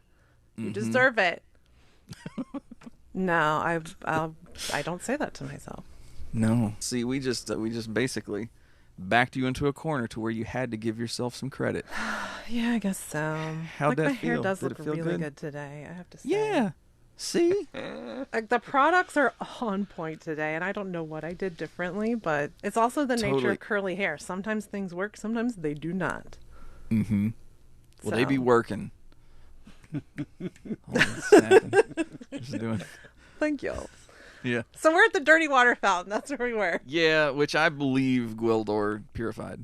Now, here's the funny thing about y'all, you and Sean, is that y'all have such more positive outlooks on life than I do. Yeah. And it drives me fucking nuts. I know. You do know. That's I mean, I can hear it in your voice. It's seeping from every word. You're like, you motherfuckers and your positive outlook. Let me tell you something. I'm probably not going to hear the phrase, that is very uplifting. No, you're about to be like, fuck your outlook. Fuck the things that inspire you. Fuck that pep in your step. Fuck all of it. It's just not realistic, is all. I mean, it seems to be doing okay for me. All right. I mean, I'm walking through a real life and making it, so Sean seems to be doing all right. We ain't exactly lost in the woods over here. That's so great for you. I love that journey. I'm just saying there's more than one way. That's all. Yeah, no, I'm aware. I'm aware. Thank you for pointing that out again. Very aware. I ain't bring this up. Okay. Dirty Ain't nothing fountain gonna water. break my I stride. still stand by that. Okay. They wrap up her leg. Now, is this when they're trying to get the device to work? Yeah, yes. Yeah, They gotta Skeletor figure out- lightninged it, broke it, the key, Oh, he the lightninged memory. that too? Yeah. Yeah, and apparently that wiped the tones from it, so But- it kind of like his lightning jolted it and reset it. Luckily, Kevin has perfect pitch, and he's their song guy. Yeah, that was what I was scared by. I'm like, oh man, our fate is now in the hands of this dime store Bruce Hornsby. I don't know what the fuck we're gonna do. Yeah, I said he's a keyboard player in a high school band. He can't be a master songmaker. Yeah. And then Man at Arms or Gwildor or somebody was like, you are the only you. You can be. That was whatever the Leprechaun. Okay, yeah. So says, he "You are said the unique same and shit. He was worthy. like, You can do it. I'm a pretender to the throne of music. And then somebody else was like, okay, this dude's probably right. He probably is a pretender to the throne, but he's all we got. So they had to build his ass up. They had to be like, listen, man, don't let us down. Don't let us die here, because we need to figure out these coordinates. And if your bitch ass can't come up with that melody, we're gonna need a plan B real fast. So no, you're a great musician. You're fucking Mozart, man. Yeah. Bring us that tune you heard 7 hours ago. Meanwhile, some shitty song you hate that you heard 3 weeks ago will get stuck in your head note for note, and you won't be able to get that shit out of there. But he cannot think of the 6 notes he needs to save humanity. Well, he's put on the spot. I mean, who remembers stuff when they're put on the spot, though? Yeah. I think it's less about his talent, which, could be debated, and more about the fact that they're like, okay, bitch, we're all gonna die if you don't remember these chords you heard a few hours ago. And he's like, oh, Yeah. fuck, what? So they got to say it nice, and then, he's got to remember this fucking tune. Yeah. And he clearly does. He's like, oh, I got it. I'm going to go get a keyboard so I can rock this shit right now. Which he goes back to this destroyed music shop, and he still finds a brand new Casio that hasn't been destroyed. Well, yeah, like in the scenes where they're looking at the destruction, you can see there's some models still sitting around that weren't Oh, fucked okay. up. Well, I guess I wasn't eagle-eyed like that. Yeah. It's not like the dude came in with a blaster and was like, oh, there's a keyboard that hadn't been killed yet. Boom, boom, and shot every keyboard. It was like, some were casualties, some probably got out unscathed. I just thought it was a big coinky dink, because after everything that's happening in that music shop where they're just shooting randomly at each other, I just was shocked that anything survived. Yeah. And, even a broken ass instrument a good musician, which I'm not saying this dime store Bruce Hornsby is, but a good musician can still get some tones out of some of these broken ass instruments. But, you know. Okay. Well, would it really be that kid? I don't know. I mean, he could burp the tunes. I don't know what would constitute like for the cosmic key to be satisfied. Yeah, there's the tones I needed. Like, you know, if you armpit do them, whatever. Like, does it just have to be That's more like what he anything would that do. makes the tones? Why couldn't humming like they did work? Why does it have to be a keyboard? I don't know. Well, and then that keyboard for, you know, a non-plug-in like Casio like that or whatever, how many D batteries would that thing have needed back then? That's true. A lot. Like 8. Yeah. At least 6. Yeah. But 8, probably. I didn't think about that till just now. Enough that you probably would have needed a fucking, like, hand cart to bring them back. Like, oh, man, I got all these batteries, but I can't carry this shit. Must You have got a last, dolly? Like 30 minutes. I'm going to put these shits on a dolly, and I'm going to bring them to you. Hang on, you just figure out the melody. I'll get these batteries to you eventually. Let me call a cab. They do get the device to work and they open this portal, right? Yeah. Okay. And I'm trying to look at my notes at the same time. It transports not only them, but part of a car they were sitting next to. Oh, that's And right. Like the whole alleyway. Yeah, and a part of a brick wall that was behind them to the throne room of Castle Grayskull. They find themselves in Castle Grayskull chilling with, like, whatever the hell was around them in about a 10-foot radius. And it reminded me of, okay, you know the Ninja Turtles, like, old school video game where it's sort of streetwise? It reminded me of one of those little vignettes where you're, like, kicking and fighting dudes. Yeah. You know what I mean? Like, it did look like that. Yeah, like just a random ass, you know, here's what I think Yeah, an just a alleyway in little- the city looks like. You know, think about like the energy ball when the Terminator would go back in time. There would just be an energy ball. It would cut out a big circle around when he would appear. Oh, is that true? Did you not see the Terminator movies? Like, I it's can't been a know you. really long time. It's been a really long time. We might need to fix that problem. But the point is, You know, that would go with the podcast because I Like a am not a big huge fan ass- of Arnold Schwarzenegger, so ooh, yeah, see? This would change add your that mind. to your You would look list. at- You would look at him differently. Sean's going to be like, after we finish this episode, Sean's going to be like, Hailey, can I speak to you for a second? We need to quit finding fucking ways for Brandon to shoehorn himself into our shit that we have here. We're doing just fine. Yeah. And this motherfucker. But yes, when the Terminator appears back in time, like when he transports himself, it's like a big energy circle and then it cookie around cuts him. whatever he's doing. Yeah, but the thing is, it cookie cuts whatever. Like, say you're looking at your empty like living room, and the Okay. Terminator appears there. Whatever was in like a 12-foot sphere around him is now gone. It okay. destroys the coffee table that was there. It leaves a little dent in the floor. So this is the opposite of that. This like 12-foot sphere just takes everything that was there and brings it with you. Okay, It's like I the see what you're saying. complete opposite of the Terminator energy ball. Yes. Okay. That makes sense to me. And the cop had just showed up too, so he came with them, right? I think he did. Yeah, he did. Like, Because he had a shotgun, and he was Yeah. like, Oh, blasting he's got the stormtroopers. shotgun Oh, from that's the right, yeah. music guy. Because he's pimping later. He's I don't like- have a memory of him in Castle Grayskull, but I have a memory of him disappearing with the energy field. Like, I remember the energy Okay. field encompassing him, but it just, like, I completely didn't make note of him just taking fools out in the castle. Because he's never he like did. super surprised about what's happening. He's trying to convince all the other cops that this is happening. They're looking Yeah. for all of the Like, army my guys favorite and the thing is- barge and everything. Yeah, they're walking down the street, and the cops are like, where's this massive parade? And he's like, it was just here. I swear. There were all these guys. We'll find them. And I'm Yeah. like, oh, man. Like, you're he's such gonna- a dick to Kevin at the beginning where he's like, I don't believe you. And then he becomes the one that's like, no, really, I saw it. And then he goes to This- Grayskull. And then he's just like, yeah, let's fight, dude. See, this movie teaches us life lessons about, you know, just having some humility. You know, don't assume you know everything. You might assume that Arnold Schwarzenegger's probably not an entertaining actor. Just don't assume that. That's the movie's just saying, you know, approach all situations. Oh, That's- you're saying something else. Am I? This is no longer about He-Man. You're projecting some stuff. Okay. What?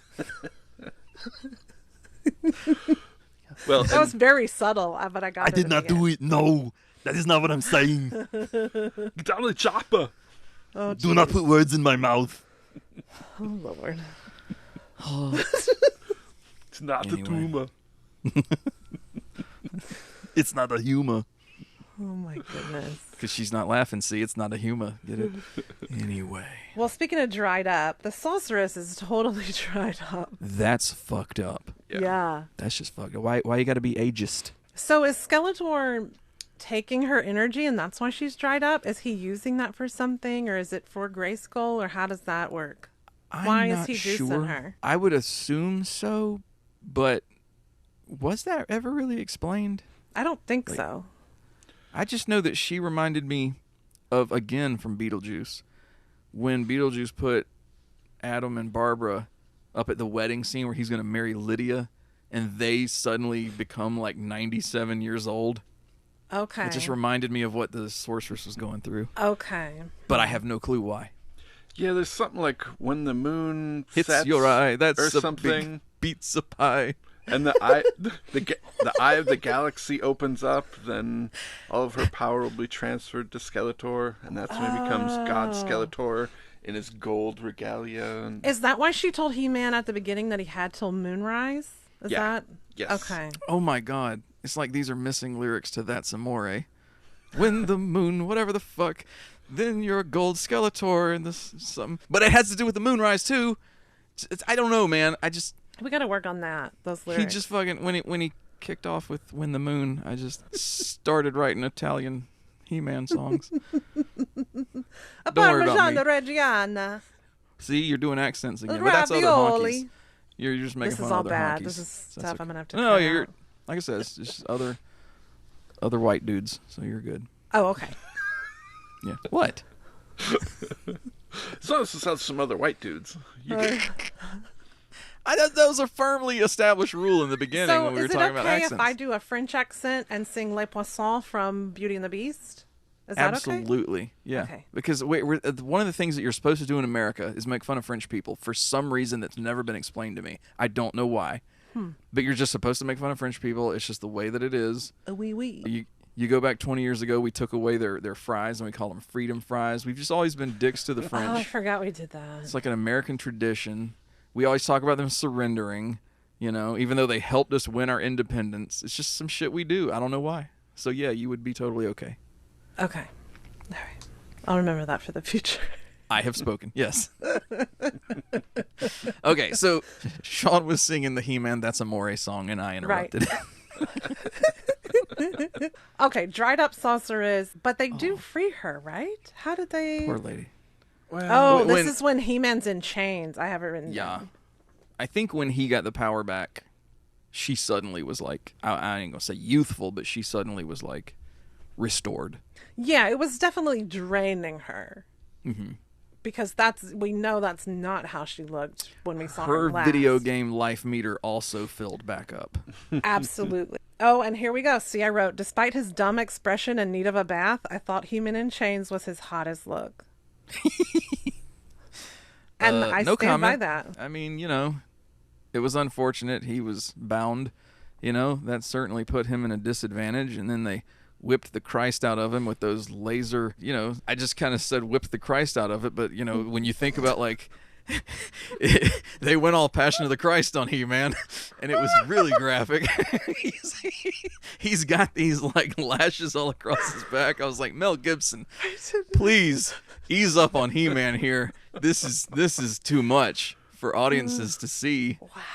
At the young impressionable age we were when this came out. Damn. I didn't even hear that until you said it again. Yeah, I'm going to have some angry folks talking about my Oh, they're already mad at blasphemy. me for being a witch, so, what are you going to do? Wait, for what? Is that Those a types thing? of people aren't listening to this. They don't like me already. That's all. You're a witch, though?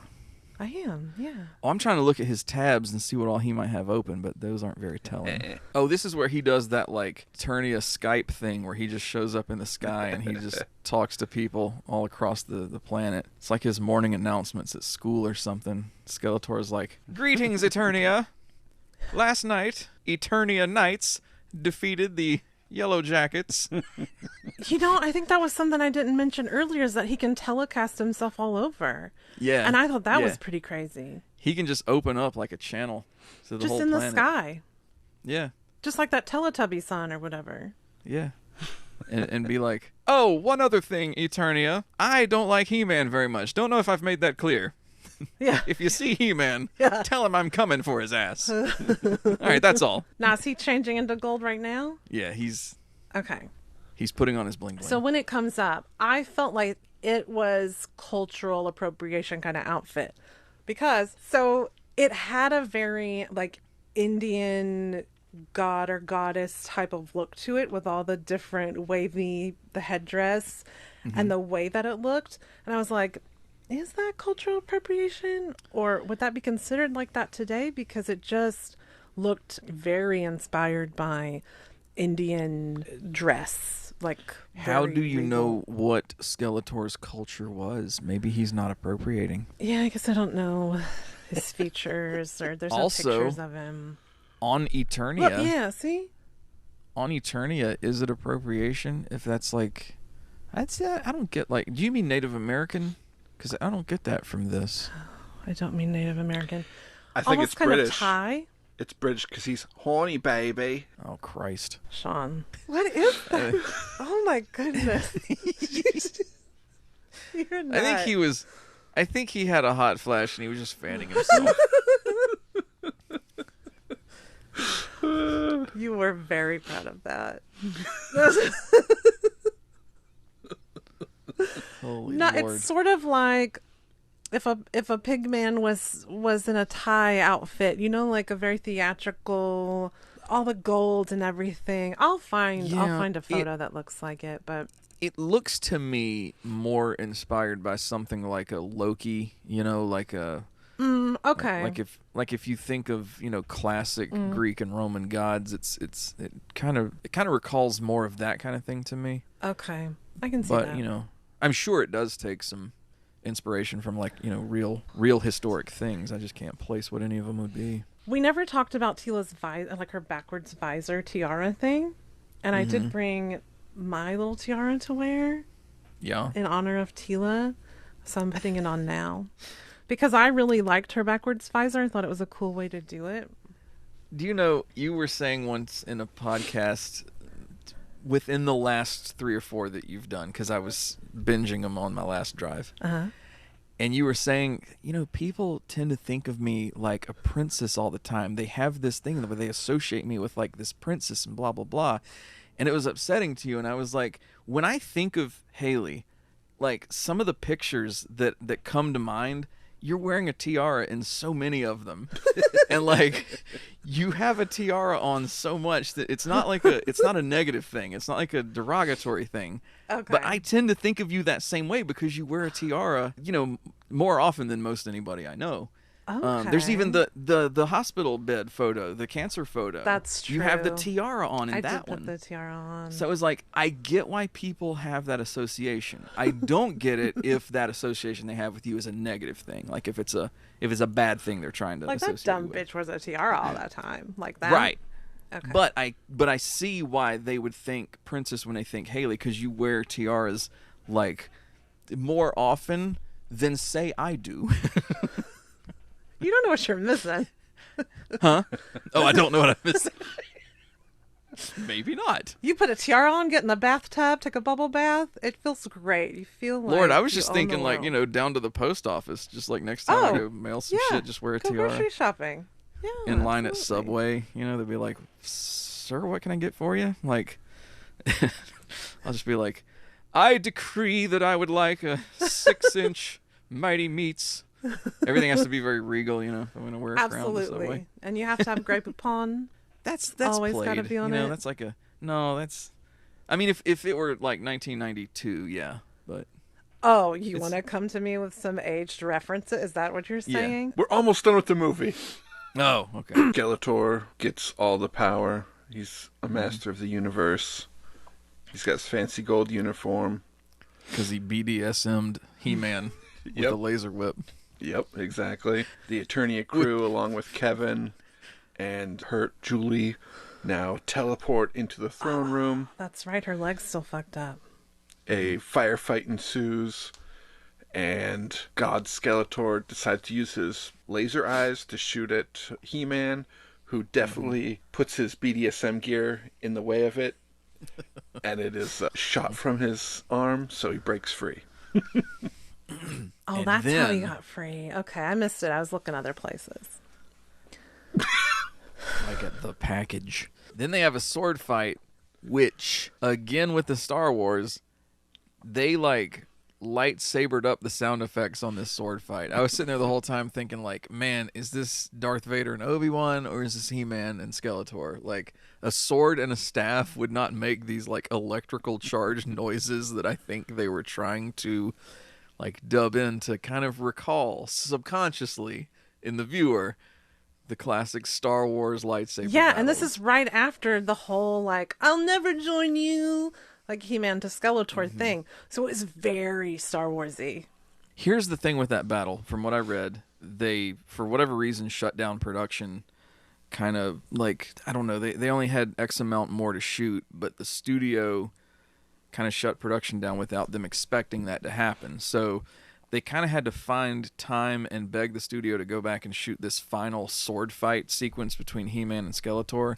So that's why it seems a little disconnected. Like it's not, it's kind of, it feels like it fits, but it doesn't. Yeah. It has that vibe because of something that happened with production and the shooting. Yeah, schedule. supposedly Gary Goddard had to use part of his salary to finish that fight scene. Yeah. Oh, no, So- really? Yeah. Oh, jeez. Like why the studio would think on a property that's still like red hot with kids and to go like, okay, we're almost done. This movie's almost in the can, but let's go ahead and shut it down. Yeah. It's like we're going to waste however much we've already spent on it. Just seems insane. But Canon was already hurting, the studio that made this film at the time. In fact, when this came out, Superman 4 was the other movie they had out at the time, and Superman 4 famously like destroyed the Superman franchise for like 20 years. It wasn't until the one Superman Returns came out with our friend Kevin Spacey that Superman actually got back on the big screen, because that movie I know, that movie fucked up. Like canon didn't last Which much one longer was because of Superman that. 4?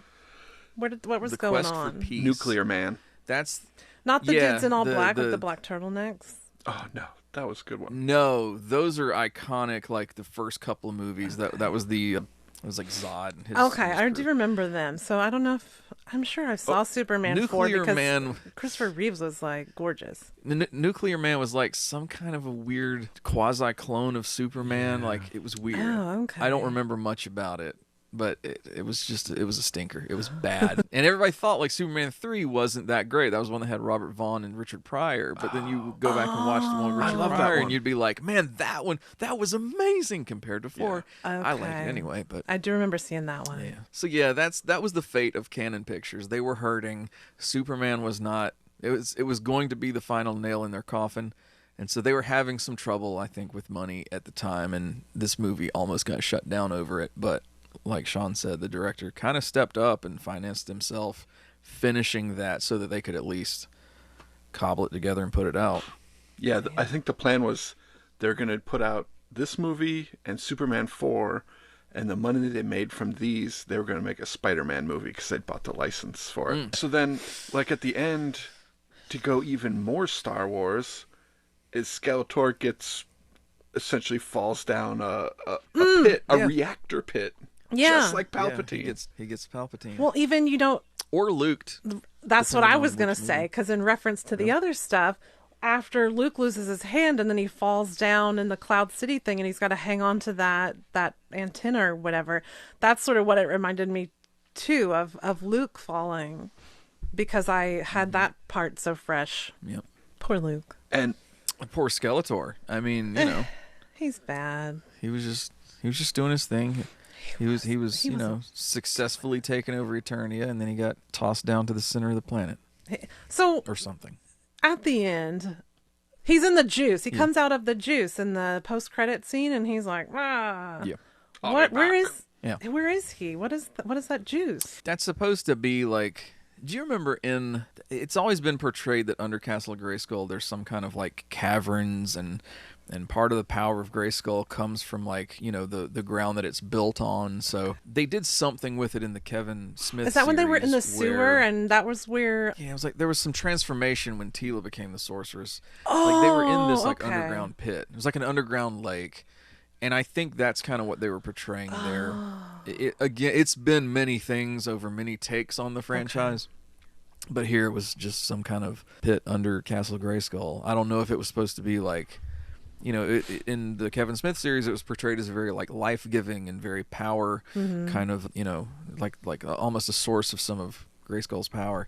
Here it just looks like the bottom of the pit and there's Skeletor in it, but Yeah, it was an oddly thick juice. Yes, I don't know. It just was something that broke his fall and kept him from dying so that he could come back in the sequel that never happened. Well, apparently they'd already started, at some point they'd started making a script for a sequel. Oh. Mm-hmm. And Frank Langella posted a picture from like the very first page, and it starts with interior reactor tank. Skeletor, his armor melting, fusing, barely protecting him from the hot reactor fluid, swims desperately into a narrow wall pipe outlet. Skeletor sucked down the pipe at high speed, the reactor fluid continuing to scramble the molecules of his suit and that of his very flesh. I had heard not only... There was obviously going to be a sequel. I'll talk about something that did happen, even though a sequel didn't happen in a minute. I had not heard that. That's actually really interesting and explains this post-credits scene, which I didn't realize existed until I rewatched this thing. For 30 years never knew this post-credit scene was there. Nobody did post-credit scenes back then. Yeah, I mean, I know that we did, but gosh, it's become such a thing now. I was just like, really? Anyway, I had read that this proposed sequel was going to have He-Man back on Earth, but disguised as the quarterback of some football team. Like, it sounds like I'm just pulling words out of anything and putting them together. That's a real plan they had for this sequel. And I'm like, why back on Earth? If this thing was a success, why not? If you're making a sequel, why not actually invest in some Eternia sets? I don't know. So it might be a very good thing that a sequel didn't happen if that's the direction we were going to go. Like, the budget was only going to be $4.5 million. What was the budget for this one? I think they ended up spending 17 or something like that. Whoa. What? They were going to make a goddamn. And but they had also completely recast both He-Man and Skeletor. So I'm interested that Frank Langella had some script pages at one point, because the deal when it got done was going to be somebody else as Skeletor, and I can't remember who that was. It was going to be the surfer guy, Laird Hamilton. Oh. He was going to play He-Man. Oh, okay. Yeah, I mean, okay. All right, he's got a similar look, I guess. I don't know. Interesting. Has he ever done Who was any going to be acting? Skeletor? Okay. I think he was in a surfing movie or something. They were like, for $4.5 million, we don't care. If you got muscles, we'll just take you. Here, we're gonna pay you. I don't know. How's $75,000? We'll give you that and see if we can make this movie. Well, and then also, so when all that stuff, we're also gonna whip you with a laser. When all that stuff fell through, they were like, all right, let's take some of these props and we'll use them in this Jean-Claude Van Damme movie, Cyborg. Yes, that's why I brought this over here. Oh. Because if you don't know anything about this movie, and a lot of people don't because it wasn't a very notable movie, but I like it. I like cheesy action, and this was kind of a inventive sort of movie. They took the sets and the costumes and the props and stuff that would have been the sequel to the Masters of the Universe movie and made Cyborg with it. And Cyborg actually wound up, like, to me at least, it's pretty it's different. It's not just your standard like 80s action fare. It's pretty good. I liked it. This has just been making me want to rewatch Cyborg. They actually just recently put it out in like either a director's cut or an extended cut or something that fans of Cyborg, which I know that's a weird phrase. I've never really met anybody who's like passionate about the movie Cyborg, but apparently there was enough call for this extended cut of the movie to come out, and it finally did, but I've never seen it. I know it's out there, and I'm kind of curious about it. We didn't even talk about Julie. Like, she goes back, Courtney Cox. Oh, they get transported back to before the Yeah, plane and the crash. cop is now like, But they both remember. yeah, the cop is pimping. Like, He's they got a both- lady in Eternia. He's like, I'm good. I'm staying here. I'm yeah. good, son. And then Yeah. Courtney Cox and Kevin get sent back, and it's like before any of this ever happened, her parents are alive, and they're the only ones that remember anything happened. And what is the Right. little crystal they have? What is that about? It was something that was given to them by either He-Man or the Sorceress. Somebody gave them that in the wishing of the good journey and the this and that. It was just kind of like a little memento of, this thing that we all experienced and went through. She even has to steal her dad's airplane keys to keep them from dying again. Because she was in Yeah. her flannel Amish nightgown, which I totally had when I was a kid. And she's like, no, don't go. And they're like, well, it's just a short trip. Like, we'll be cool. And she had to steal the airplane keys. I kind of have a problem with, like, when they're at the cemetery and she's like, oh, my parents died in this plane crash and stuff. I wish I could go back and fix it. She gets the chance to go back and fix it, but her dad's the one who flies the plane. Is this just a temporary fix? Oh, you mean like... No, I mean, if you, He's still going to be flying planes. yeah, but I mean, at that point, you have to think like, is it just the next time he ever gets behind the stick of a plane, or is it something specific to that trip? At that time, there was going to be some condition that caused a crash that's not going to be the case. Did he run into a storm that's not going to be there the next day? You know what I mean? Yeah, because, I mean, at some feel point, like- the timeline might have to fix itself. Mm-hmm. Yeah. It's like one of those things where, man, if I had left the house, 2 seconds earlier, then this car would have run the intersection when I was in it, I don't feel like the takes on these characters are drastically different than the cartoon. I feel like, with the exception of things like we talked about earlier, like having to kind of compress the Adam storyline into just, okay, he's just going to be He-Man and that's just the way that it is. Yeah, I think that when you look at especially Evelyn and Skeletor, you look at Man-at-Arms and Teela, I think these are very similar to the characters that we always knew. And I don't really see personally why anybody would watch the movie and be disappointed with that. I do get why some people would think, man, I wish it had been set on Eternia. I wish we'd seen a storyline that was more like the classic cartoon. But, it changes the setting and it delivers a story that the cartoon couldn't really give us. So I just don't know anybody back then who was disappointed with the movie. I think most kids were just like, man, that was so cool. What about this part? What about that part? It always stuck out in my mind how beat up he was by that whip and stuff. I was like, God, like you could feel that stuff. You'd watch that scene and just be like, God, that hurt to watch, And so I think that like the whole thing where people just get pissed off at like, oh my God, I can't believe what they did to this property I love. I feel like that all came later when the internet gave everybody a voice and we just had to stand apart from the crowd. If everybody liked The Force Awakens, you had to be that person who was like, no, fuck that. I'm not going to be like the rest of these people. I'm going to talk about all the stuff that sucked about The Force Awakens. I'm going to be different. Like, come on, man. That was just a fun ride for like when you were a fan in the 80s. That totally was a fun ride.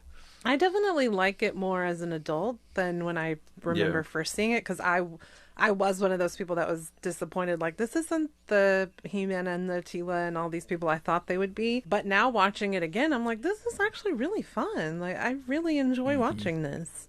It's not as, I don't know, shitty as I thought it would be at this point in time. And it is really fun to watch. And Shiro was supposed to be in it originally, but she got cut for Really? budgetary. Oh, huh. I wonder how they would have worked all that in. Yeah. Because that's a whole other backstory that you've got to tell. And the movie was already an hour 45. Yeah. Which was, for a blockbuster, especially aimed at kids, that was pretty long. You weren't going to get much longer than that. So, gosh, like to put that story in as well. I fully believe that more people should look at, and like if anybody who's doing any kind of like analysis of female characters and how they've been portrayed and treated, especially like heroes or heroines through the years, should look at Teela in this movie. I think that should be part of the conversation, because that was ahead of its time, and that was something that was not done very often. If you saw a female hero show up in a film like this back in the day, and even in a lot of cases today, they're going to be very sexualized, and they're going to have, very little on that's supposed to be their armor, but it, protects them from it. Like I said, I mean, there was so much about Teela that I feel was done right. And, even people making these kinds of action films today could learn a lot from how that character was done, and how she portrayed that character, and how they outfitted the character, and how they shot scenes that involved that character. There were no gratuitous angles, and it wasn't it wasn't designed to be ogled at. It was designed to accomplish things and kick ass and be a contributing part of the story. Mm-hmm. And that was rare for then, and sometimes can still be rare. Yeah. We could hit up Pig Boy real quick. The guy was Richard Sponser. He won a drawing. Oh yeah. Oh, I said I was that's going right. to mention the contest the dude won. He literally got cast because he won a contest, and they had to come up with a character for this kid. And so that's what Big Boy was. He was a contest winner that they put in latex. So he couldn't even say to his friends, like, there's me. I mean, he could, but they couldn't recognize his Yeah. ass. And then Kevin Smith used it later for Revelation.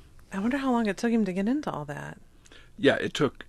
Oh. He's been on some podcasts and stuff, and he said it took like hours to get in. But the worst part was when they took it all off, whatever glue they put on, it burned for like hours afterwards. Like he couldn't even go to sleep at night. Shit.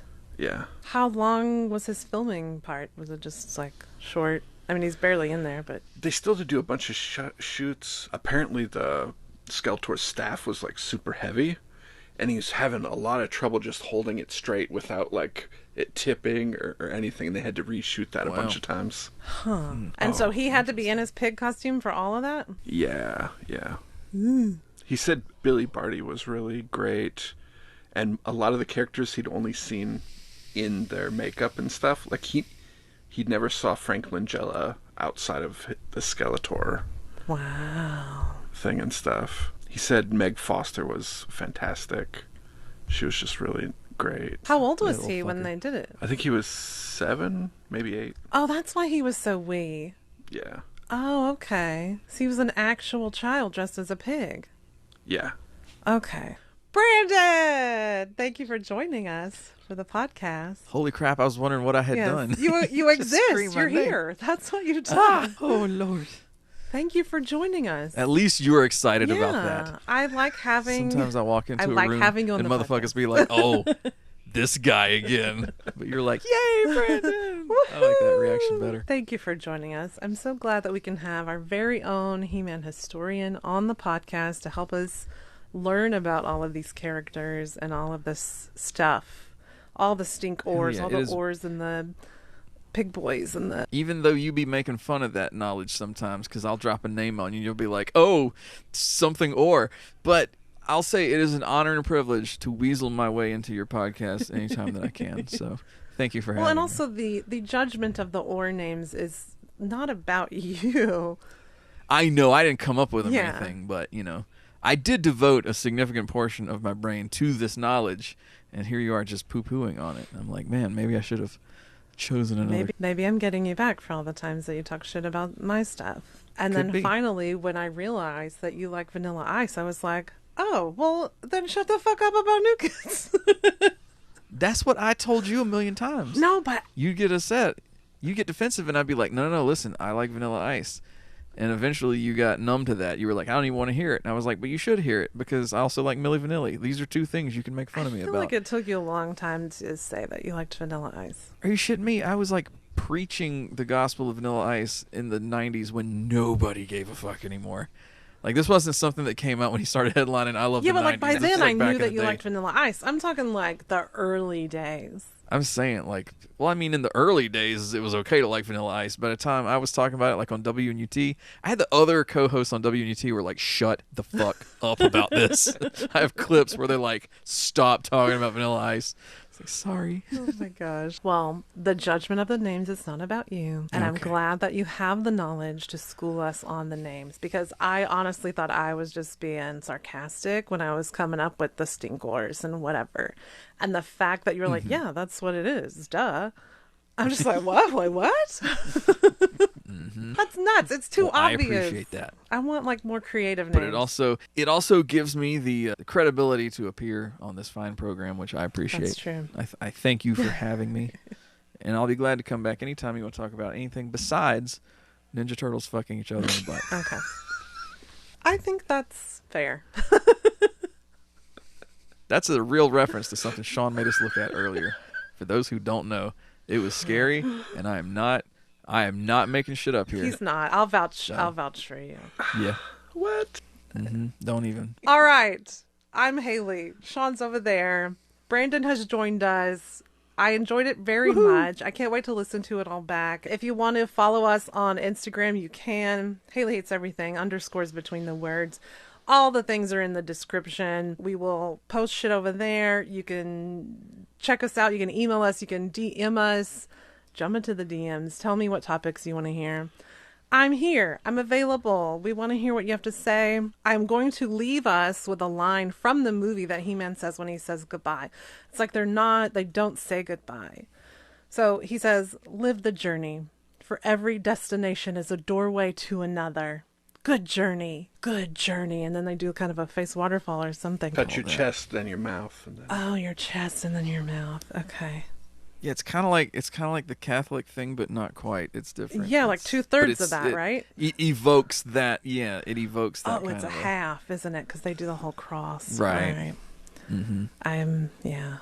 Obviously, Oh no, I don't know what the fuck I'm talking about. I'm a heathen, so I can't speak to it. Good journey, everyone. Good journey, Hailey. Good journey. Good journey, Sean. Even though you traumatized me Yeah. with many things. Good journey, biatches. Bye.